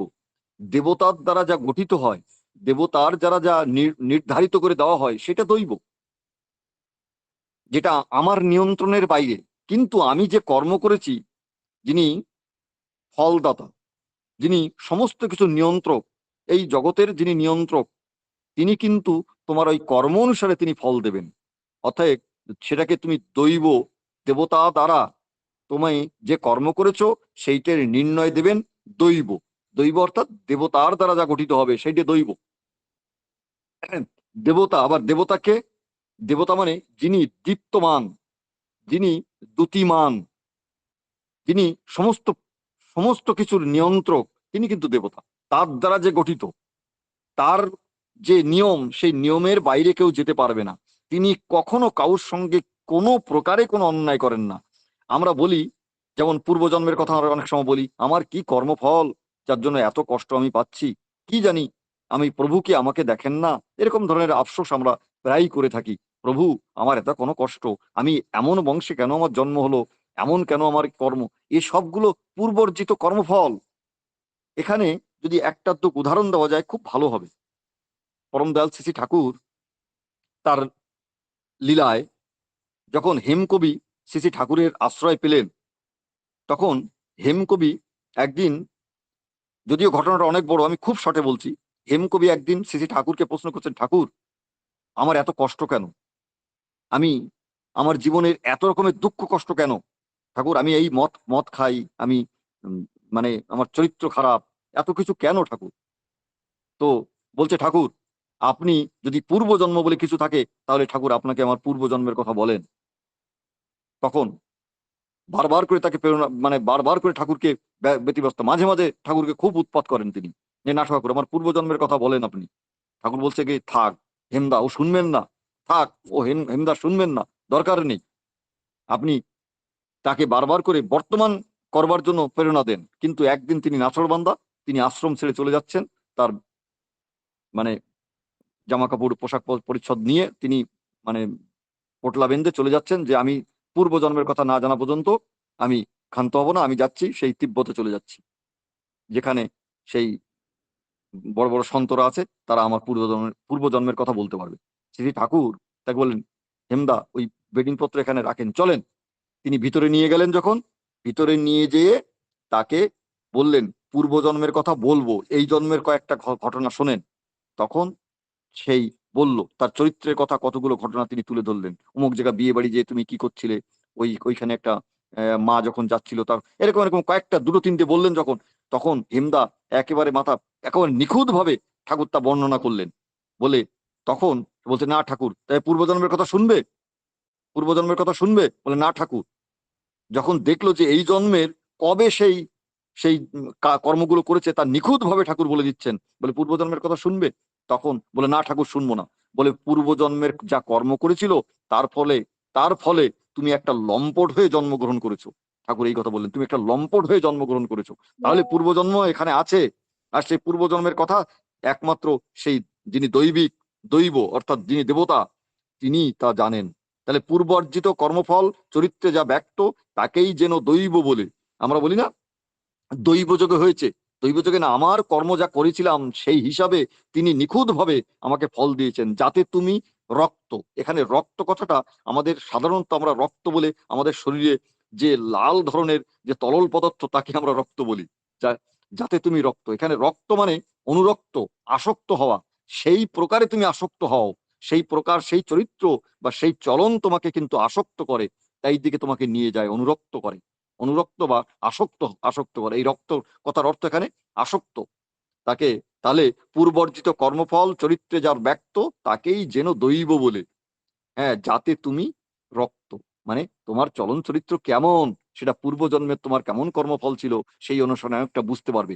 কিন্তু এখানে পরম দয়াল শ্রী ঠাকুর এই চরিত্রটাকে পরিবর্তন করবার জন্য তোমাকে স্বতন্ত্র করে রেখেছে। তোমার কর্মটা যদি তুমি ভালো করো, তার সঙ্গে যুক্ত থেকে ওই পূর্বর্জিত কর্মফলকে তুমি মানে যাকে বলে ত্যাগ করতে পারো, বা ত্যাগ না, তুমি পূর্বর্জিত কর্মফলকে তুমি যাকে বলে হচ্ছে তুমি ওটাকে মানে ওটা তুমি নষ্ট করতে পারো। কেমন করে নষ্ট করতে পারো? বর্তমান তুমি যখন যা করবে সেই অনুসারে তোমার আগামী জন্ম বা আগামী তুমি জন্ম পাবে, সেই স্থানে সেই গর্ভে সেই স্তরে তোমার জন্ম হবে। এই জন্য সাধন ভজন করে যে আমি কখনো জানতে অজান্তে কোনো রকমের ভুল করব না, কারণ দেবতা সেখানে প্রত্যেকটা মুহূর্তে মুহূর্তে তার তার কলম সে প্রত্যেকটা সে লিখে রাখছে। আর সেই অনুসারে ভালো এবং মন্দর বিচার করে তুমি যেমন পরীক্ষায় যেমন লিখেছো তেমন হিসাবে নম্বর, যদি তুমি ভালো লেখো ভালো নম্বর পাবে, ভালো না লিখলে তোমায় ফেলও হয়ে যেতে পারো। তাহলে আমার জীবনটাকে চালাবো সেটা আমার উপরে নির্ভর করে। আর সেই নির্ভরটা আমি যখন তার সঙ্গে যুক্ত থাকবো, যিনি যুগপুরুষোত্তম, তার সঙ্গে যারা যুক্ত রয়েছে, তার অনুশাসন পালন করে কষ্টের ভিতর দিয়ে দুঃখের ভিতর দিয়ে যেমন করে হোক, যে অবস্থার ভিতরে তার আদেশ নির্দেশ যে যতটা পালন করে চলবে, সে আগামী জন্ম তেমন ভাবে তার হবে। ঠাকুরের এরকম ধরনের অনেক বাণী আছে। এখন সময়ের দিকে লক্ষ্য করে আমি আর বেশি বললাম না, যাতে মানে এই যে ঠাকুরের যে পূর্ব জন্মের কথা এই বাণীর ভিতর দিয়ে প্রকাশিত হলো, যে তিনি পূর্ব জন্মের কথাও, পূর্বের জন্মের রেফারেন্স টেনে এনে বর্তমান তুমি যে স্থানে জন্ম হয়েছে সেটাকে তুমি পরিবর্তন করতে পারো একমাত্র তোমার চলন চরিত্র তার সঙ্গে যুক্ত থেকে। তাকেই যেন দৈব বলে, যাতে তুমি রক্ত, এই এই চলন চরিত্রকে পরিবর্তন করা যেতে পারে একমাত্র ঈশ্বরের দয়ায়, তার অনুশাসন পালন করে। তাছাড়া কোনো রকমের তার সুধার করার কোনো পথ নেই। যা হোক, আমি যেটা বুঝলাম আমি সেটা ব্যক্ত করার চেষ্টা করলাম। আরো যিনি আজকে পর্যালোচনা করবেন তিনি আমার যে ঘাটতিগুলো থাকবে তিনি নিশ্চিত রূপে পূর্ণ করে দেবেন। পরম পিতার কাছে সকলে মঙ্গল প্রার্থনা করি। জয় গুরু। বাহ বাহ বাহ, জয় গুরু জয় গুরু জয় গুরু। কীর্তিকান্ত দাদা, অপূর্ব আলোচনা, অপূর্ব আলোচনা। সত্যি তো পূর্বাজন্মের কৃতকর্মের ফল, যে কথা কুরুক্ষেত্রে ভগবান শ্রীকৃষ্ণ অর্জুনকে বলেছিলেন, যে কত জন্ম জন্মান্তরের সাধনার ফল তুমি আমাকে কাছে পেয়েও অবিশ্বাস করছো, অস্বীকার করছো। তাহলে অর্জুনের মতো ভক্ত যদি অবিশ্বাস করে, তাহলে আমরা কোথায়, কি অবস্থায়? তাই পূর্বার্জিত কর্মফল, অর্থাৎ আমরা যা যা করব, যা যা করেছি তার ফল আমরা ভোগ করব। ভালো করলে ভালো, আর মন্দ করলে মন্দ। ভালো করার জন্যই তিনি প্রেরণা দিচ্ছেন, ভালো যাতে করতে পারি সেই জন্য তিনি সজাগ দৃষ্টিতে নিরলস প্রহরীর মতো আমাদেরকে অভিভাবক দিয়ে আমাদেরকে সাবধান সাবধানই করে চলেছে। যাই হোক, অপূর্ব আলোচনা। আমার কীর্তিকান্তদা খুব সুন্দর আলোচনা করেন, বহু কথা তিনি অজানা তত্ত্ব উপস্থাপন করেন, আমরা যাতে সমৃদ্ধ হয়ে উঠি। আমি পরমপিতা শ্রীপাদ পদে প্রার্থনা করি দাদা খুব ভালো থাকবেন, হ্যাঁ খুব ভালো থাকবেন, আরো আনন্দে থাকবেন পরম দয়ালকে নিয়ে। উপস্থিত থেকে আমাদেরকেও এমনি সমৃদ্ধ করবেন, আমি পরমপিতা শ্রীপাদ পদে সেই প্রার্থনা করি। জয় গুরু জয় গুরু। পরপর তিনটে বাণী, অপূর্ব আলোচনা, অপূর্ব আলোচনা। সুস্মিতা মা, স্বর্ণালী মা, আমার কীর্তিকান্ত দাদা, সেই তিনটি বাণীর উপরে এত সুন্দর তারা সাজিয়ে দিলেন। এরপর অলঙ্কার ভূষিত করবেন আর একজন প্রজ্ঞার অধিকারিণী, আমার সুমিতা বিশ্বাস মা, ক্যানিং 24 পরগনা থেকে উপস্থিত আছেন। এই তিনটি বাণীর উপরে তিনি অলঙ্কার ভূষিত করবেন। আমি তাকে আহ্বান করছি, আমার শ্রদ্ধেয়া সুমিতা মা। জয় গুরু মাগো, জয় গুরু। জয় গুরু জয় গুরু জয় গুরু। বন্দে পুরুষোত্তম পরম প্রেমময় শ্রী শ্রী ঠাকুরের চরণে আমার প্রণাম। জগৎজননী শ্রী শ্রী বড়মার রাতুল্য চরণে আমার প্রণাম। শ্রী শ্রী বর্দার রাতুল্য চরণে আমার প্রণাম। আচার্যদেব শ্রী শ্রী দাদা, পূজনীয় অবিন দাদা, ঠাকুর বাড়ির প্রতি প্রত্যেকের চরণে আমার প্রণাম জানাই। অনলাইন সৎসঙ্গে উপস্থিত সকল ভক্তিমতী মায়েদের ও দাদাদের আমার আনন্দিত জয়গুরু এবং সকল পাঞ্জাধারী কর্মীবৃন্দকে আমার সশ্রদ্ধ প্রণাম জানাই। অনলাইন সৎসঙ্গে উপস্থিত সকলকে আমি আনন্দিত জয়গুরু জানাচ্ছি এবং বিশ্ববাসী সকলের মঙ্গল প্রার্থনা করি প্রভুর রাতুল্য চরণে। আমি চেষ্টা করছি এই সুন্দর সুন্দর ঠাকুরের এই বাণীর উপরে দাদারা এবং মায়েরা যে আলোচনা করেছেন তার ওপরে বলতে হয় এটা খুবই কঠিন কাজ।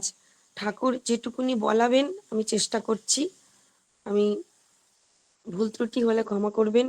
আর আমাদের সঞ্চালক দাদা নিখিল দাদা এবং আমাদের সুকেশ দাদা, ওনাদেরও সুস্থ সুদীর্ঘ জীবন, মঙ্গলময় জীবন প্রভুর রাতুল্য চরণে প্রার্থনা করে আমি শুরু করছি। প্রথম বাণীটি অনুশ্রুতি প্রথম খণ্ড সংজ্ঞা অধ্যায় থেকে 53 নম্বর বাণী। ইষ্ট স্বার্থে চিন্তায় ধ্যান প্রজ্ঞা প্রতীতি জন্মে, এই পথেতেই সিদ্ধি আসে অনুভূতি হয় কর্মে। শ্রদ্ধেয়া সুস্মিতা দাসমা বলেছেন খুব সুন্দর করে। ইষ্ট স্বার্থে চিন্তায় ধ্যান, মানে ধ্যান মানে ইষ্ট স্বার্থ মানে ইষ্টের স্বার্থে যেটা, আর চিন্তা সেই ইষ্টকে নিয়েই চিন্তা করা, এবং ধ্যান মানে হচ্ছে লেগে থাকা, প্রজ্ঞা মানে বিশ্বাস। মা বলেছেন যে এখানে যে নির্ভর করলে নির্ভয়ে থাকা যায়, মানে নির্ভর করলে নির্ভয়ে থাকা যায়, মানে কার উপরে নির্ভর করছি? তিনি হলেন পরম দয়াল, তার উপরে নির্ভর করছি। গভীর বিশ্বাস থাকলে সব হয়। বিশ্বাস থেকেই তো ভাবের প্রতিষ্ঠা হয়। আর যার যেরকম বিশ্বাস, দীক্ষা, মা এখানে একটা উদাহরণ মানে বাস্তব একটা উদাহরণ বলেছেন আমাদের পারিবারিক, যে এক পরিচিত ওনার হাজবেন্ডের বন্ধু, তিনি দীক্ষা নিয়েছিলেন। ঠাকুরের অনুষ্ঠান দেখে তিনি অনুপ্রাণিত হয়েছিলেন, তিনি দীক্ষা নিয়েছিলেন, কিন্তু সেটা সাময়িক। কিন্তু তারপরে যে দীক্ষা নেওয়ার পরে যে ইষ্টভৃতি বা যে সকাল সন্ধ্যা যে প্রার্থনা করা, যেগুলো করণীয়, দীক্ষা পরবর্তী যেগুলো করণীয়, তিনি সেইভাবে লেগে থাকতে পারেননি। কিন্তু তিনি একটা সুন্দরভাবে একটা খুব উন্মাদনা নিয়ে দীক্ষাটা নিয়ে নিয়েছিলেন। তো এই যে তিনি লেগে থাকতে পারলেন না, তার মানে কি ওনার এই ভাবটা বা এই গভীর বিশ্বাসটা ছিল না, ভালোবাসাটা ছিল না, একটা সাময়িক, মানে যে ভাবটা ছিল সেটা হচ্ছে সাময়িক, আর ভালোবাসাটা গভীর ছিল না।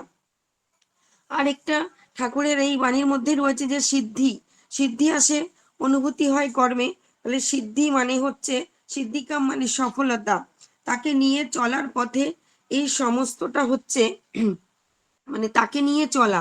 এবং সেখানে অনেক রকম বাধা বিপত্তি আসবে, সেটাকে সিদ্ধকাম করতে হবে।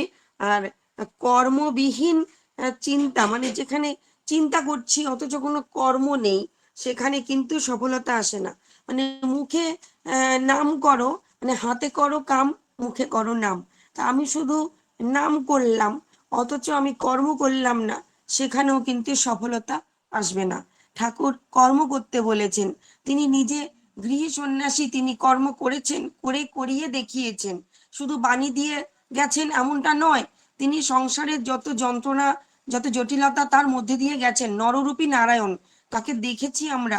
হয়তো অনেকে বিশ্বাস করতে পারে না যে কি করে স্বয়ং ভগবান, তিনি কি করে সবার মাঝে এভাবে লীলা করছেন। কিন্তু এখন আমরা তার দিকে দিকে তার নাম, তার যে জয় জয়কার, আমরা এখন ভাবতে গেলে আমাদের মানে গায়ে কাটা দেয় যে কি করে তিনি যখন নরদেহে ছিলেন অনেকেই হয়তো চিনতে পারিনি, কাছে গিয়েও হয়তো বুঝতে পারিনি, কারণ ঠাকুর ধরা দিতেন না, কখনোই তিনি সেইভাবে ধরা দিতেন না। তাহলে এইভাবে কিন্তু কর্মের মধ্যে দিয়ে আমাকে ইষ্টকে মাথায় নিয়ে চলতে হবে।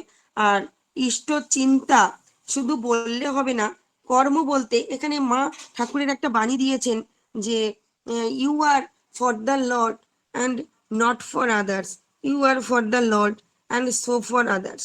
তাহলে তুমি যখন লর্ডকে তুমি যখন ভালোবাসছো, তখন অটোমেটিক্যালি তুমি সবাইকে ভালোবাসবে। আবার তুমি তাকে ভালোবাসো না অথচ সবাইকে ভালোবাসো, তাহলে তাকে তো ভালোবাসা হলো না। আবার যখন তুমি সবাইকে ভালোবাসছো, মানে তাকে ভালোবাসছো, আবার সবাইকে ভালোবাসছো, মানে সবাইকে ভালোবাসছো মানে তাকে ভালোবাসা অটোমেটিক্যালি হয়ে যাচ্ছে। কারণ ঠাকুর বলেছেন যে মানুষ আপন টাকা পর, যত পারিস মানুষ ধর।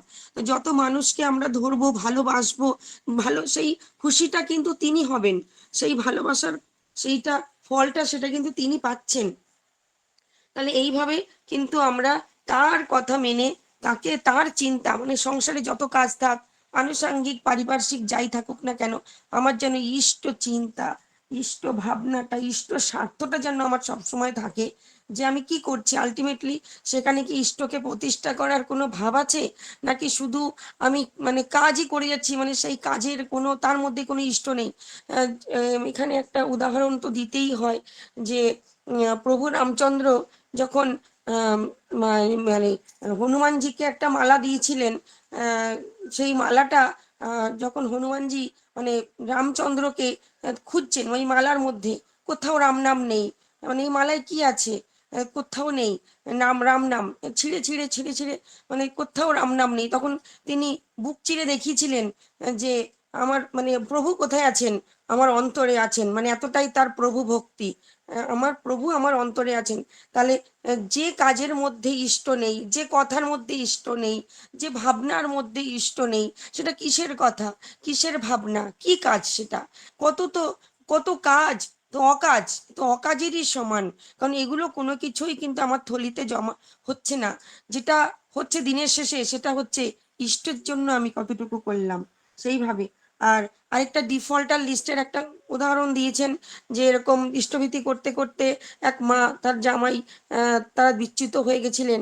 তো মা ছটফট করছিলেন, ঠাকুরকে বলে গেছেন যে এরকম আমি যেন ওনাদেরকে ফিরিয়ে আনতে পারি। তো এই যে আকুতি, আকুতি ঠাকুর কিন্তু সেটা টের পেয়েছেন এবং যথাসময় সেই মা কিন্তু তার আবার সেই যে বাকি টাকাটা ইষ্টভীতির তিনি জমা দিয়েছেন, যা যা বাকি ছিল।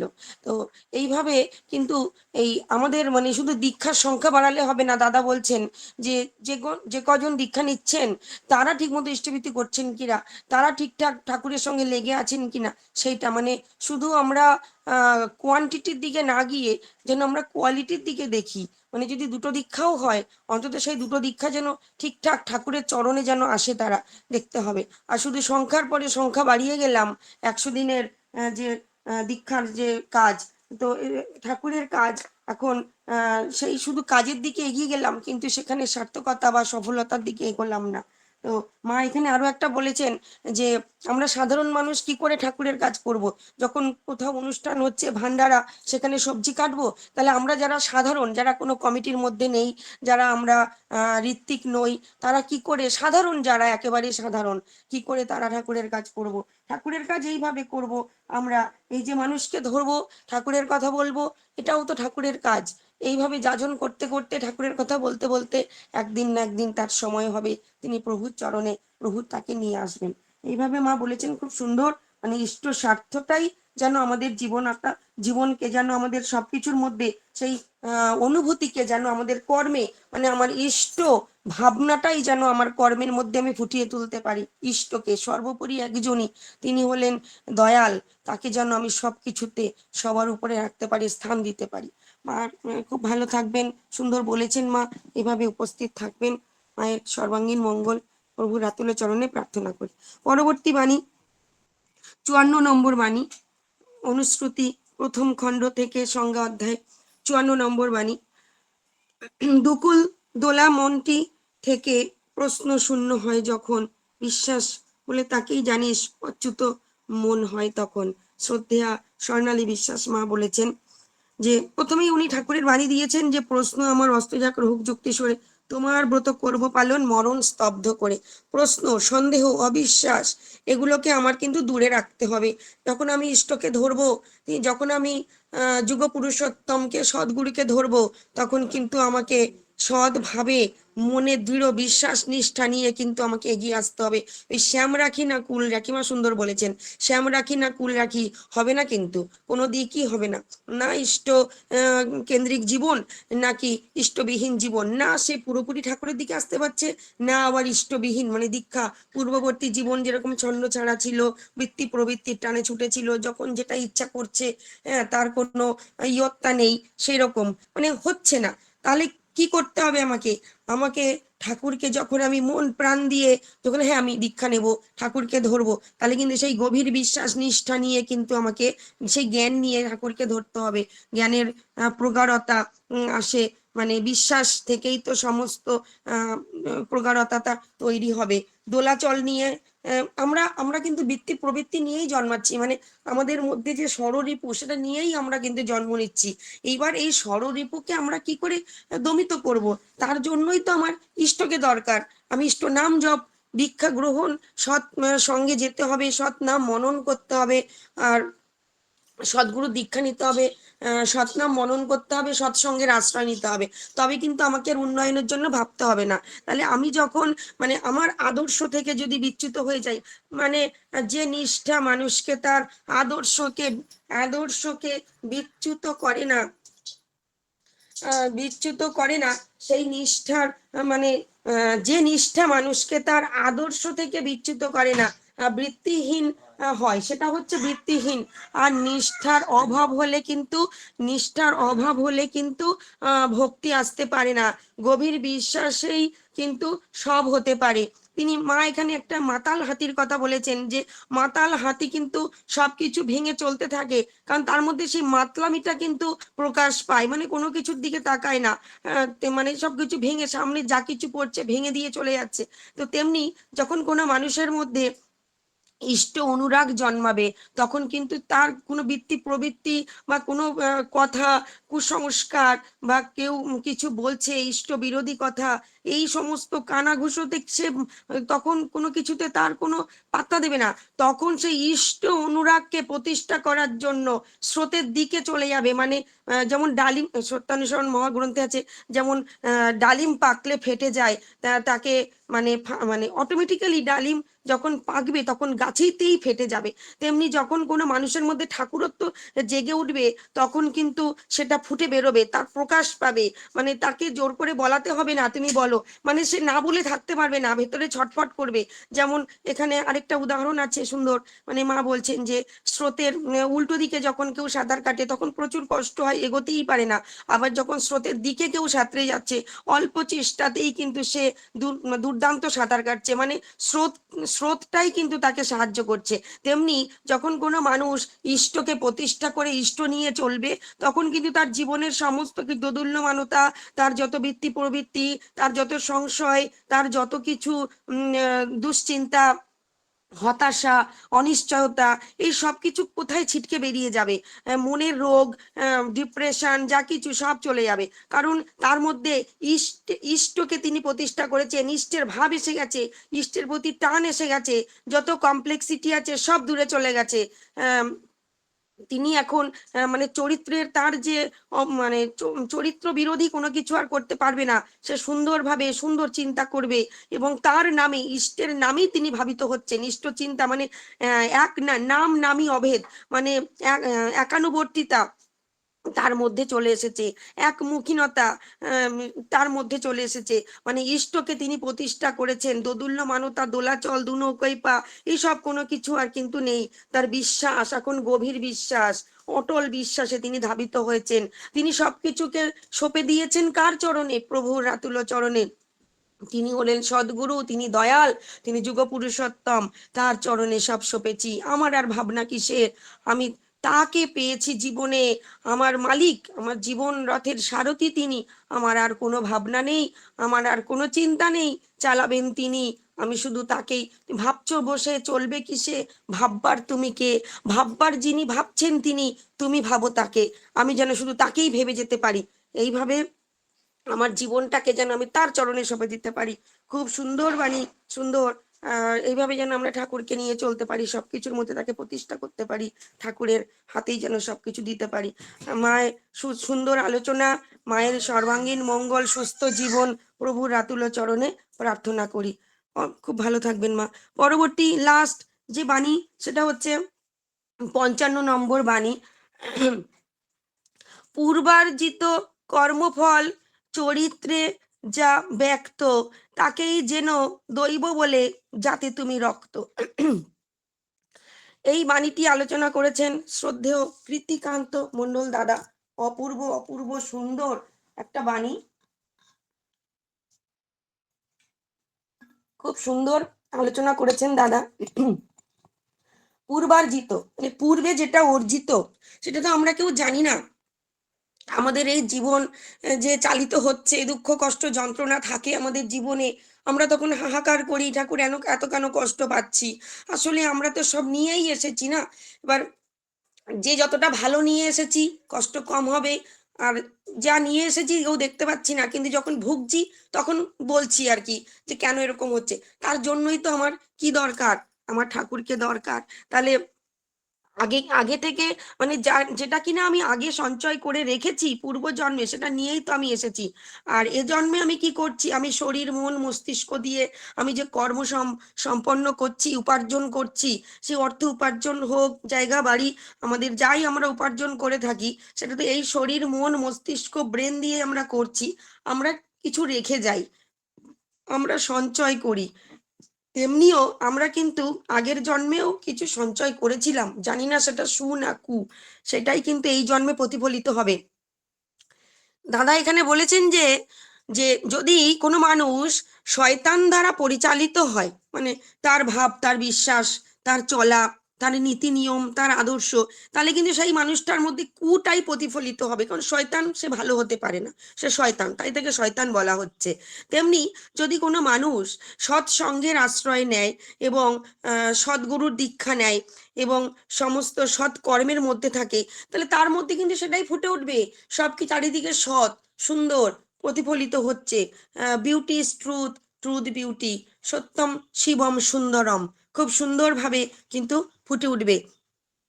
তিনি আরেকটা উদাহরণ দিয়েছেন যে যেমন খাবার খাবো তেমন কিন্তু তার ঢেক উঠবে, মানে যেটা মানে খাওয়ার পরে যেটা মানে ঢেকুর ওঠে যেটা, তা সেটা কি খাবো, যদি আমি ভালো খাবার খাই সেটাই উঠবে, আর যদি আমি কোনো মন্দ খাবার নেশা ভাঙ করি তাহলে সেটাই উঠবে। তাহলে যেমন খাবার খাবো তেমন ঢেক উঠবে। তাহলে আমি যেমন ভাবে চলবো, যেমন আমি সঙ্গ করব, আমার পরিবার, আমার দেশ, আমার সমাজ, রাষ্ট্রকে আমি সেটাই দিতে পারবো। আর যদি আমি ভালোর সঙ্গ করি, দেবদেবীর আশ্রয়ে থাকি, সদ্গুরুর দীক্ষায় দীক্ষিত হয়ে সুন্দর সৎসঙ্গ নিয়ে চলি, আমি সবকিছুকে সুন্দরভাবে দেখি, আমি তখন কিন্তু আমার চারিদিকটা সেই সুন্দরে ফুটে উঠবে। আর আমরা কি করি, প্রবৃত্তির টানে ছুটতে ছুটতে আমরা যখন হাঁপিয়ে উঠি তখন কিন্তু আমরা দেবতাকে দোষ দিই। হ্যাঁ, তখন আমরা দেবতাকে দোষ দিই যে ঠাকুর এটা তুমি কেন আমার সাথে এটা করলে, কেন হলো, কিন্তু কখনো ভাবি না যে এটা কেন হচ্ছে, কারণ আমার কর্মটা ঠিক করিনি আমি। আমি দাদা বলছেন যে তুমি একটা কাজ করার আগে তুমি 10 বার ভাবো সেটা করলে কি হবে, না করলে কি হবে, তারপরে কাজটা তুমি করো। তাহলে আমি কাজটা করে ফেললাম, তখন আমি দয়ালের নাম করলাম না, দাদার আশীর্বাদ নিলাম না, করে ফেললাম, করার পরে যেটা হওয়ার সেটা হয়ে গেল, তখন আমি দাদার কাছে ছুটে গেলাম, বাঁচাও দাদা, আমাকে আপনি আশীর্বাদ করুন, আমি এই বিপাকে পড়ে গেছি। অথচ এই কদিন আগে তুমি কিন্তু তখন দাদার শরণাপন্ন হওনি, তাহলে কিন্তু এতটা আসতো না। তো এইরকম, এটা কিন্তু এটাই আমাদের ধর্ম, এটাই আমরা করে থাকি। আমরা নিজেদের মধ্যে যে অহং, সেই অহংকে কিন্তু আমরা এখনো পারিনি ত্যাগ করতে। সে ত্যাগ করব কি করে, যত আমি ইষ্টের সাথে লেগে থাকবো, পূর্বে আমার খারাপ যতই খারাপ থাক, আমি যদি এই জন্মে ভালোর সাথে চলি, ভালো করার চেষ্টা করি ইষ্টকে মাথায় নিয়ে, তাহলে কিন্তু আমার ওই পূর্বার্জিত যে খারাপ, আমি মানছি খারাপ, সেই খারাপ আর থাকবে না, ধুয়ে মুছে একদম সাফ হয়ে যাবে। এখানে দাদা একটা উদাহরণ দিয়েছেন, হেমকবি, তিনি ঠাকুরকে প্রশ্ন করতেন যে আমার পূর্ব জন্ম নিয়ে একটু বলেন, আমার এত কষ্ট এত যন্ত্রণা কেন। তা তখন ঠাকুর বলতেন যে না থাক, না থাক, ঠাকুর বলতে চাইতেন না। হেমকবি একদিন খুব রেগে গিয়ে আশ্রম ছেড়ে চলে যাচ্ছেন যে না বললে আমি থাকবো না, বলেন। তখন ঠাকুর তাকে ঘরে নিয়ে গিয়ে বললেন যে পূর্বজন্মের কথা পরে বলছি, আগে এই জন্মের কথাই বলি, যে একটা বিয়ে বাড়িতে এরকম হয়েছিল যে এক মা তার সন্তানকে দুগ্ধ পান করাচ্ছিলেন, আর সেই সময় মা ঘরে একাই ছিলেন, আর আপনি সেই সুযোগে তার শ্লীলতাহানি করেননি। তা তখন হেমকবি মাথা নিচু করেছেন। এইভাবে এই জন্মেই যেটা যেখানে যেখানে তিনি কুকর্ম করে এসেছেন সেইগুলো ঠাকুর পুঙ্খানুপুঙ্খ মনে করিয়ে দিচ্ছেন। তখন হেমকবি বলছেন না আমি আর শুনবো না, আমি আর না, শোনেন শোনেন শোনেন, হ্যাঁ, আর পূর্বজন্মের কথা শুনবেন না, না না আমি আর শুনবো না, শুনবো না। তো এই হচ্ছে ঘটনা, যে আমরা কিন্তু আমাদের যে কর্ম, মানে পূর্বজন্ম এই জন্ম আমরা যা অর্জন করে রেখেছি তার ফল তো আমরা পাবো, রোগে শোগে ভোগে তো আমাদের সেটা যাবে। আমরা কটা মানুষ আছি ইষ্ট প্রাণ ইষ্টমুখী হয়ে, যে আমার জীবনে যাই হয়ে যাক আমি আমার ঠাকুরকে ছাড়বো না, মানে আমার যে তাকেই যেন দৈব বলে, যাতে তুমি রক্ত, রক্ত মানে আসক্ত, দাদা ব্যাখ্যা করেছেন সুন্দর। আসক্ত মানে আমি কিসের প্রতি আসক্ত, আমি কি মদের নেশায় আসক্ত, নাকি আমি ইষ্টের প্রতি আসক্ত, অনুরক্ত। যত ঝড় বিপদ আসুক না কেন, আমার কর্মক্ষেত্র, আমার পরিবার, আমার সমাজ সংসার, আমি জানবো প্রভু মাথার উপরে দয়াল তিনি আছেন, আমার কোনো ভয় নেই। এই ভাব, এই বিশ্বাস যার থাকবে তাকে কেউ টলাতে পারবে না। তাহলে পরীক্ষার কথাও তিনি বলেছেন যে প্রত্যেকটা হিসাব, প্রত্যেকটা কর্মের কিন্তু হিসাব থাকে। একটা ছেলে যদি, একটা বাচ্চা যদি, ছেলে মেয়ে যায়, সে যদি ভালো লেখে ভালো ফল পাবে, পরীক্ষায় যদি সে ভালো না লেখে তাহলে সে ফেলও করে যেতে পারে। তেমনি আমরা যদি ঠাকুরকে ধরে চলি, আমার জীবন ছন্দে, একদম নতুন ছন্দে তালে তালে এগিয়ে যাবে। আর যদি আমি দাবিহীন হয়ে চলি, বৃত্তি প্রবৃত্তির টানে চলি, পূর্বার্জিত যা কিছু কর্মফল যদি আমাকে চালাতে থাকে এবং আমি যদি তার সংশোধন রেকটিফিকেশন না করি তাহলে কিন্তু আমার সব শেষ হয়ে গেল। সুযোগ পেয়েছিলাম, দয়ালকে পেয়েছিলাম, পেয়ে কিন্তু আমি সেটা কারেকশন করলাম না, তাহলে আর কি হলো, আমার কিছু সঞ্চয়ও আর হলো না। এই যে এই জন্মের পরে যে আরেকটা জন্ম আসবে, কারণ কেউ কেউ আমরা চিরকাল থাকবো না, পরের জন্ম আসবে, তখন কিন্তু আমার সঞ্চয় কিছু নিয়ে যেতে পারলাম না, মানে আবার আমাকে ভুগতে হবে, ওই রোগে সোগে ভোগে আমার একদম জর্জরিত হয়ে যাব। তাহলে আমরা কি করব, তাকে মাথায় নিয়ে তার কর্ম করে তার অনুশাসনবাদ মেনে চলে যত আমরা এগিয়ে যাব, তত কিন্তু আমরা ওই পূর্বের খারাপটাকে ত্যাগ করে আমরা কিন্তু আমাদের চরিত্রে ভালোটাকে ফুটিয়ে তুলতে পারবো। এইভাবে আমার জীবন সুন্দর হয়ে উঠবে, যাই বা হয়ে থাক না কেন, আমি জীবনটাকে আগিয়ে নিয়ে যেতে পারবো সেই পরম দয়ালের শ্রীচরণে সবকিছুকে সমর্পণ করে। খুব সুন্দর বলেছেন দাদার সুস্থ সর্বাঙ্গীন ইষ্টমুখী জীবন, ইষ্টচ্ছল জীবন প্রভুর রাতুল চরণে প্রার্থনা করি। হয়তো সময়টা অনেকটা হয়ে গেছে, বলতে বলতে ক্ষমা করে দেবেন, ভুল ত্রুটি হলেও ক্ষমা করবেন। সবাই ভালো থাকবেন। জয় গুরু, বন্দে পুরুষোত্তমম। জয় গুরু মাকে জয় গুরু। 3টে বাণী আলোচনা করলেন আমার সুস্মিতা মা, আমার স্বর্ণালী মা, আমার সদ্য কৃতিকান্ত দাদা। সেই আলোচনার উপরে পর্যালোচনা করলেন আমার সুমিতা মা।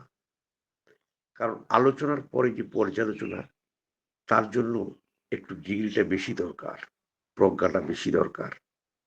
আর সেই প্রজ্ঞার পরিচয় দিলেন আমার সুমিতা মা। অপূর্ব আলোচনা, অপূর্ব আলোচনা।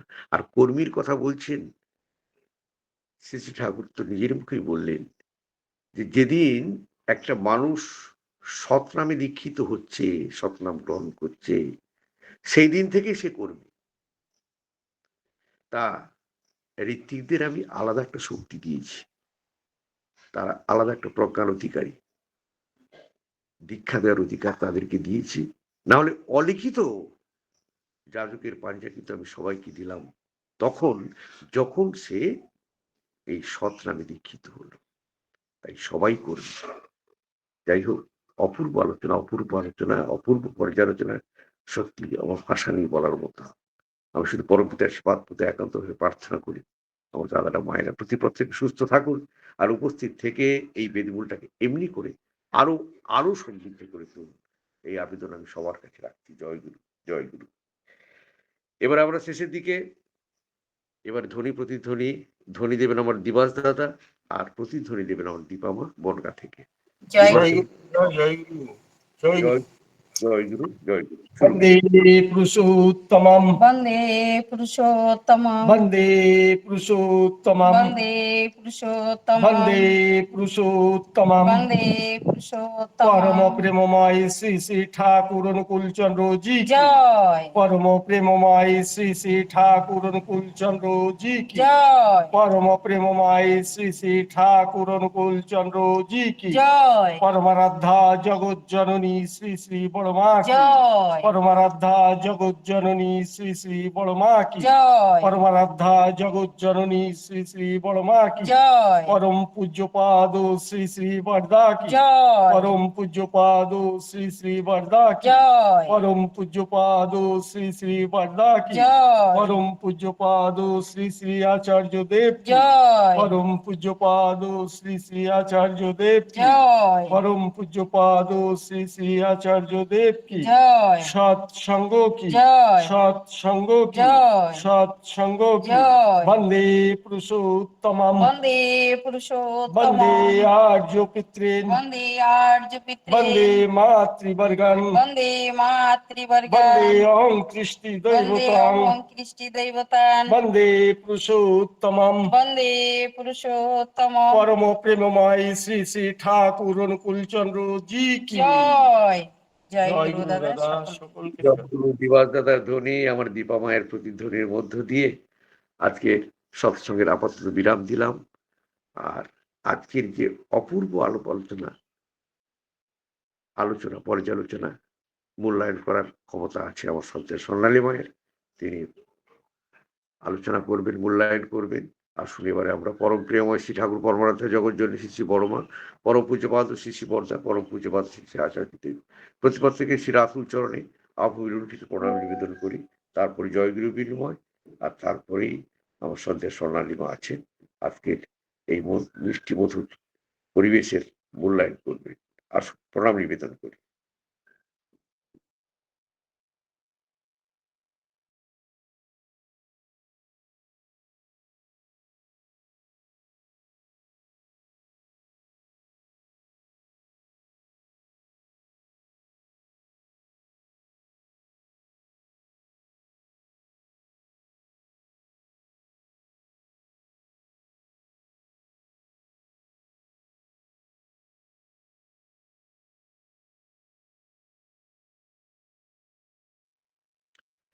জয় গুরু, জয় গুরু, জয় গুরু, সবাইকে সশ্রদ্ধ জয় গুরু জানাই। সবাই ভালো থাকুন।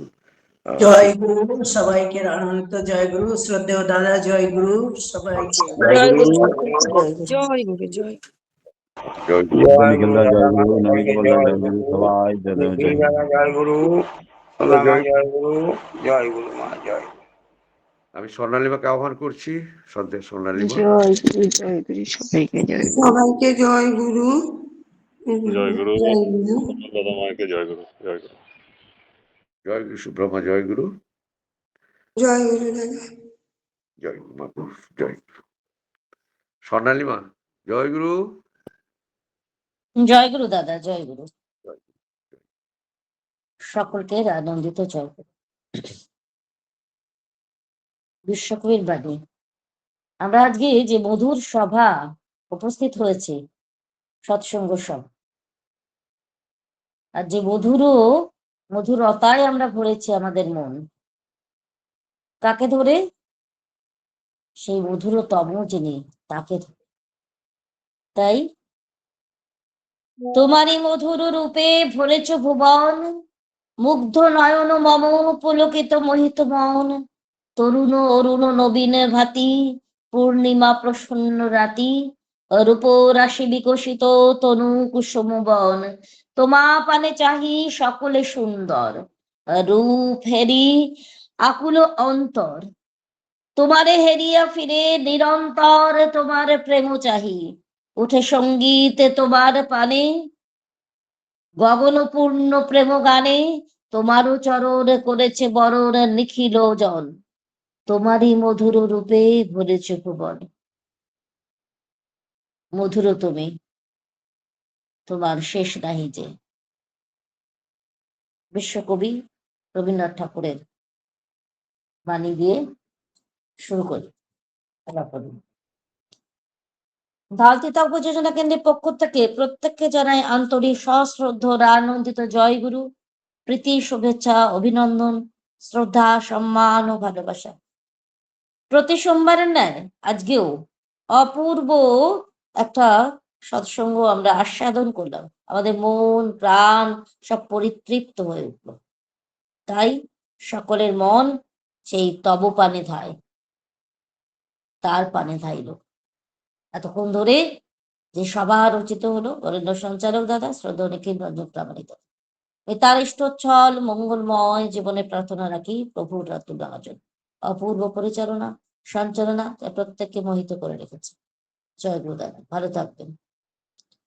উষা কীর্তন দিয়ে শুরু হয়েছে। শ্রদ্ধেয় আমাদের সুশ্রী সাগরিকা মা সুন্দরভাবে উষা কীর্তন করে থাকেন। আমি তার ইষ্টচ্ছল মাঙ্গলিক জীবন প্রার্থনা করি পরম পিতা শ্রী রাতুল আয়োজন। আজের লিঙ্কের যিনি মূল রূপকার শ্রদ্ধেয় শুভেচ্ছা দাদা, যার উৎকৃষ্ট এই মস্তিষ্কের ফসল হিসাবে আজকের এই আলোচনা সভা রচিত হলো সৎসঙ্গ, নতুন রূপে নতুন কলে বলে নতুন আঙ্গিকে।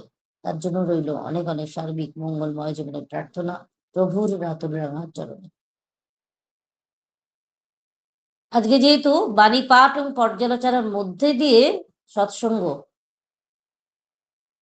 নতুন মশলার সহযোগে সুন্দর রান্না এরকম আমরা উপভোগ করি, ডিলিশিয়াস ফুড, তেমনি আজকের বাণী আলোচনাটাও তেমনি মশলাদার হয়ে উঠলো এবং ডিলিশিয়াস হয়ে উঠলো, সকলের কাছে গ্রহণীয় হয়ে উঠলো, আদরণীয় হয়ে উঠলো। বাণী আলোচনা, সঙ্গীত, পর্যালোচনা, বাণী পাঠ। যেহেতু বাণী আলোচনা সেজন্য বাণী কয়েকটি কম। যাই হোক, শ্রদ্ধা বিমল চন্দ্র পাল দাদা তিনি আজকে প্রার্থনার সঙ্গীত নিবেদন করলেন। আমরাও সমবেত ভাবে প্রার্থনা করলাম তার সঙ্গে, তার পরিবারের সকলের মঙ্গল প্রার্থনা করি। 5 মিনিট নাম ধ্যান করেছি, বিশ্ব শান্তি মঙ্গল প্রার্থনা, তৎসহ যারা যারা অসুস্থ থাকেন তাদের জন্য মঙ্গল প্রার্থনা করেছি। তারপরে কয়েকটি বাণী পাঠ হলো। চলে যাই প্রথম বাণীতে। শ্রদ্ধা ভোলানাথ পান্ডে দাদা সপ্রতিনিধি দেবতা গোসাবা দক্ষিণ 24 পরগনা থেকে তিনি আজ উপস্থিত থাকতে পারেননি, কারণ তার ভাই প্রয়াত হয়েছেন। সেই উপলক্ষে তার অসুখ চলছে, সেই জন্য করলেন বাণীটি সেই জায়গায়।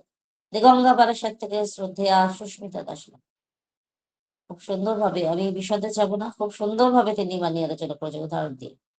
আমি তার জন্য ইষ্টচ্ছল মঙ্গলময় জীবনের প্রার্থনা। কেন বিশদে যাব না, কারণ এর উপরে বিশদ ভাবে পর্যালোচনা হচ্ছে। আবার আমি এর উপরে কিছু আলোকপাত করবো না। আমি শুধু শ্রদ্ধা সুস্মিতা দাস মায়ের জন্য ইষ্টচ্ছল মঙ্গলময় জীবনে প্রার্থনা রাখি, পরম পিতা শ্রী রাতুল্লাহ। খুব ভালো থাকবেন, সুস্থ থাকবেন, আনন্দে থাকবেন, প্রভুকে নিয়ে আনন্দে ভরপুর হয়ে থাকবেন, এবার একান্ত প্রার্থনা প্রভুর রাতুল্লাহ চরণ। সঙ্গীত, প্রথম সঙ্গীত শ্রদ্ধেয় সুকান্ত রয় চৌধুরী দাদা, লেক টাউন থেকে অপূর্ব সঙ্গীত করেছেন। তব রাতুল চরণ পরশ, শ্রী দাদা রচিত, পরম পূজ্যপাদ শ্রী দাদা রচিত। এই অপূর্ব সঙ্গীতটি করলেন। এই বয়সে এত গলায় মিষ্টতা, এত মধুরতা, এত মুগ্ধতার আবেশ সৃষ্টি করেন দাদা। কি বলবো, বলার ভাষা নেই। আমি শুধু দাদার জন্য, দাদার পরিবারের জন্য, সকলের জন্য মঙ্গল প্রার্থনা করি, দাদা যেন এইভাবে ইষ্টে উদ্বুদ্ধ থাকতে পারেন এবং সকলকে গান শুনিয়ে নিজে পরিতৃপ্ত, পরম পিতা পরিতৃপ্ত, আমরাও পোশাকে পরিতৃপ্ত, দাদার ও দাদার পরিবারের সকলের মঙ্গল আবারও রাখি। এরপরে আজ বাণী আলোচনা যে শ্রদ্ধা সোনালী বিশ্বাস মা, যিনি আপনাদের সঙ্গে এখন আলাপনি করছেন। বাণীটি আসলে 10 মিনিটের, তো বাণীর মধ্যে অনেক কিছু অব্যক্ত থেকে যায়। বিশ্বাস, বিশ্বাসের উপর ভিত্তি করেই বাণী। বিশ্বাস কাকে বলে? এই বিশ্বাসের মধ্যে যখন দোলাচল চলে আসে, আমি একটুখানি দু একটা কথা বলবো বলেই বলছি। বিশ্বাসের মধ্যে যখন দোলাচল নিয়ে চলে আসে, তখন দেখবেন অবিশ্বাস সেখানে জায়গাটা নিয়ে নেয়। কারণ যে জায়গায় বিশ্বাস নেই, তার অপোজিট ওয়ার্ড কি? অবিশ্বাস। সেই জায়গাটা অবিশ্বাস। যেখানে সু নেই সেখানে তো কু আসবে, যেখানে ভালো নেই সেখানে মন্দ আসবে, যেখানে শুভ নেই সেখানে অশুভ আসবে, যেখানে ইষ্ট নেই সেখানে অনিষ্ট আসবে, একটা অপরটার বিপরীত অর্থ চলে আসে। তাহলে অবিশ্বাস দ্বারা অবিশ্বাসী বহুনুষ্ঠিকের হৃদয়ে ভক্তি আসতেই পারে। তাহলে ভক্তি, বিশ্বাসের সঙ্গে ভক্তি আসে, নিষ্ঠা আসে, এই আলোচনা লিখেছে। একটা কথা, দুটো উদাহরণ আমি এখন দেবো, যে উদাহরণটা ওখানে দেওয়া সম্ভব ছিল না 10 মিনিটের আলোচনায়। সেটা হচ্ছে যে বিশ্বাসের কথা বলতে গিয়ে পরম পূজ্যপাদ শ্রী বরদা সত্যানুসরণ প্রসঙ্গে একটা কথা বলেছিলেন, একটা উদাহরণ দিয়েছিলেন। বিশ্বাস কেমন পাকা হওয়া দরকার। সে গোয়ালিনী নদী পেরিয়ে দুধ দেয় গ্রামে গ্রামে, প্রত্যেকদিন যায়, আবার চলে আসে নদী পেরিয়ে চলে আসে। তো অনেকদিন দেরি হয়ে যায়, যেতে যেতে, ওপারে যেতে যেতে, দুধ বিক্রি করতে করতে দেরি হয়ে যায়। তো কি করবে?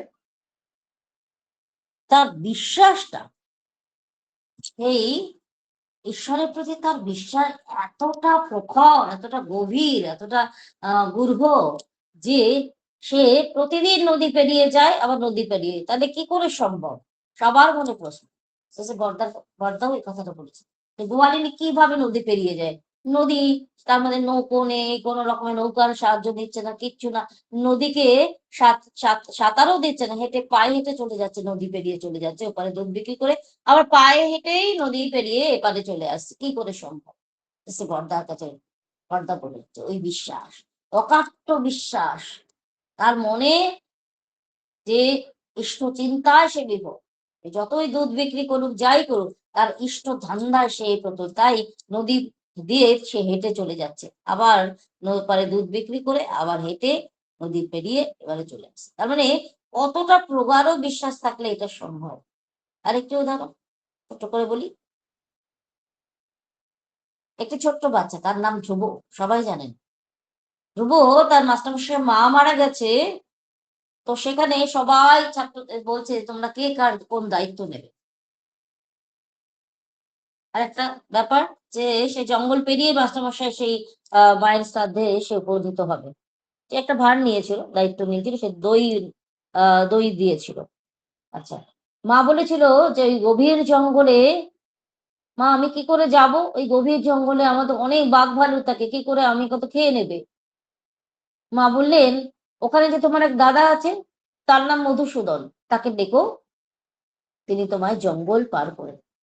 গভীর বিশ্বাস, ওইটুকু শিশুর মায়ের প্রতি কতটা গভীর আস্থা, গভীর মা বলে দিয়েছে জঙ্গলে মধুসূদন দাদা আছে। তাই যখন সে গভীর জঙ্গলে উপনীত হলো, ছোট্ট ছোট্ট পায়ে, গুটি গুটি পায়ে, গভীর জঙ্গল, বাঘ ভালুকের আওয়াজ, কি করবে সে? মা বলে দিয়েছেন মধুসূদন দাদা। মধুসূদন দাদা, মধুসূদন দাদা, মধুসূদন দাদা বলে চিৎকার করছে। আর মধুসূদন দাদা তাকে কি করলেন? হাত ধরে তাকে পার করে দিলেন, মাস্টারমশাই বাড়ি নিয়ে গেলেন। তাহলে যখনই সে মাস্টারমশাই বাড়ি যেত, তখনই মধুসূদন তার দাদা তাকে ওই বন জঙ্গল পার করিয়ে দিত। এই গভীর বিশ্বাস যে মা বলে দিয়েছেন, সুতরাং দাদা তো আছেন, মধুসূদন দাদা, তার উপর বিশ্বাস করে সে জঙ্গল পেরিয়ে প্রতিদিন সেই মাস্টারমশাই বাড়িতে যেত। আর মাস্টারমশাই যার মা মারা গেল যখন বললেন, আবার একটা গভীর বিশ্বাসের উদাহরণ, এই একই উদাহরণ, যে তুমি কি ভার নেবে, সবাই যখন ও নানান দায়িত্ব নিচ্ছে বলছে, তখন মধুসূদন দাদার কাছে জিজ্ঞেস করলো আমি কি দেবো। মধুসূদন তাকে একটা দইয়ের ভাণ্ড দিয়েছিল, ছোট্ট একটা দইয়ের ভাণ্ড। দেখে এত মানুষ আমন্ত্রিত, তখন মাস্টারমশাই বললেন, খুব তাকে তিরস্কার করলেন, তুমি দইয়ের ছোট্ট ভাই, এত লোক আমন্ত্রিত, তুমি দইয়ের ভার দিয়ে তুমি এইটুকু ভার কি হবে। কিন্তু দেখুন সে বিশ্বাসের পরে কি হলো, এমন দইয়ের সে দিতে লাগলো যে ওই ভাণ্ড থেকে আর দই ফোরালো না, দই ক্রমান্বয়ে বেড়ে যেতে লাগলো, যতই দেয় ততই বেড়ে যায়। মাস্টারমশাই বললেন, এ কি কি অলৌকিক কাণ্ড, দইয়ের ভাণ্ড যে আর ফুরায় না। তখন বলছেন, তুমি কি অপূর্ব কাণ্ড করেছো, কি করে হলো। বলে, ওই যে কে দিয়েছে তোমাকে দইয়ের ভাণ্ড। বলছে, ওই যে জঙ্গলে মধুসূদন দাদা আছে, তিনি দিয়েছেন। আমায় দেখাতে পারো? হ্যাঁ চলুন, সে তো আমার সঙ্গে খেলে, জঙ্গলে আমি তার মধ্যে দিয়ে খেলা করি, তার হাতে ধরে ঘুরে বেড়াই। বলছে, দেখাতে পারো? হ্যাঁ দেখাতে পারি, চলুন। কিন্তু জঙ্গলের কাছে যখন গেল, ডাকছে, মধুসূদন দাদা, মধুসূদন দা, একটি বার দেখা দাও। আর আসলো না, কিছুতেই আসে না, কিছুতেই আসে না। তখন তার মাস্টারমশাই বলছেন, এ কি। মাস্টারমশাই কে বলছেন, মধুসূদন মানে মধুসূদন দাদা। তখন সে যে ওর হৃদয় ভক্তি নেই, ওর হৃদয় বিশ্বাস নেই, তাই আমি এখানে দেখা দিতে পারবো না তোমাকে। মাস্টারমশাই বুঝতে পারলেন, তিনি চলে গেলেন। তাই এই ঘটনাটা খুব বহুল প্রচলিত ঘটনা, যে মাস্টারমশাইয়ের হৃদয়ে অবিশ্বাস ছিল, তার মনে অবিশ্বাস ছিল, যেটা হতে পারে না। সেই অবিশ্বাস নিয়ে সেই ভগবানের দেখা মিলবে কি করে, তাই অহংকার তাকে সেই মধুসূদন দাদাকে দেখতে পারেন, তাই সে দেখতে পেলাম। ধ্রুব সেই দৃঢ় বিশ্বাস নেই, গভীর বিশ্বাস নিয়ে মায়ের কথা স্মরণ করে যখন জঙ্গলে আসলো, মধুসূদন তাকে দাদা দেখা দেবে। তাই ভগবানের প্রতি গভীর বিশ্বাস থাকলে, আস্থা থাকলে, মানুষ যে কি করতে পারে, ঠাকুর বলে না, গভীর বিশ্বাসে যা কিছু সবই হতে পারে। মা বিশ্বাসীকে অনুসরণ করো, তোমারও বিশ্বাস আসবে। তাই বিশ্বাস হচ্ছে মেন। এখানে কোনো দোলাচল থাকবে না, যেমন মাস্টারমশাইয়ের, ধ্রুবর মাস্টারমশাই হয়েছিল। এই দোলাচলকে চিরকালের মতো নিরসন করতে হবে। তাই তিনি যাই বলে দিয়েছেন তাই করতে হবে। প্রশ্ন আমার আসতে যাও, রহুক যুক্তি সরে, তোমার ব্রত করব পালন, মরণ স্তব্ধ করে। মরণ যদি আসে তবুও তাকে স্তব্ধ করে তার ব্রত পালন করতে হবে। এই গভীর বিশ্বাস যখন হবে না মানুষকে, তখন কোনো বিরুদ্ধ ভাব, তাকে কোনো মন্ত্র, কোনো জাদু বলে তাকে টলাতে পারবে না। আসুন গভীর নিষ্ঠা নিয়ে তাকে ধরি, সেখানে যেন কোনো দোলাচল না থাকে, দ্বন্দ্ববৃত্তি না থাকে, তাকে একনিষ্ঠ ভাবে আমরা যেন ধরে চলতে পারি। যাই হোক, অনেক কথা বললাম, মনে থাকলো, ইচ্ছে করলো বলতে। আমি দ্বিতীয় সঙ্গীত করলেন আমাদের শ্রদ্ধেয় অশোক নস্করদা, অপূর্ব একটা সঙ্গীত। যদি মানুষ হয়ে থাকো, মানুষকে ভালোবাসো, সুখে দুঃখে মানুষের পাশে দাঁড়াও, জগতের কল্যাণে ইষ্টের ঈপ্সিত সৎমন্ত্রে নাও দিকে। অপূর্ব যাজনমুখী গান, অত্যন্ত, এরপরে গান হয় না। পূর্ব সঙ্গীত করেছেন, অপূর্ব যাজনমুখী, মন প্রাণ আমাদের সকলে ভরে গেছে। আবার ইষ্টের দিকে আমরা অনুরক্ত হয়ে যেন উঠলাম, ইষ্ট স্নানে স্নাত হয়ে উঠলাম। আমি শ্রদ্ধা অশোকদার জন্য অনেক অনেক ইষ্ট চল মঙ্গলময় জীবনে প্রার্থনা রাখি। আর তৃতীয় বাণীটি করলেন আমাদের সভাপতি ঋত্বিক দেবতা, শ্রদ্ধা কৃতিকান্ত মন্ডল দাদা, এসপিআর, পিলিভিট, উত্তরপ্রদেশ থেকে। দাদা যে আলোচনাটা করলেন কর্মফলের উপর, আমরা আগের জন্মে যদি আমরা ঠাকুরকে ধরেছি, তাই আগের জন্ম পরজন্ম সবই আমরা বিশ্বাস করি। যারা নৈরাশ্যবাদী তারা বিশ্বাস করে না, যারা নাস্তিক তারা বিশ্বাস করে না, তারা ভাবে এই জীবনের সব না, আগের একটা জন্ম ছিল, আবার পরবর্তী জন্মও আসবে। আগের জন্মে আমি কি করেছি সেটা কিন্তু আমার বর্তমান জীবনে এবং পরবর্তী জীবনে সেটারই প্রতিধ্বনি।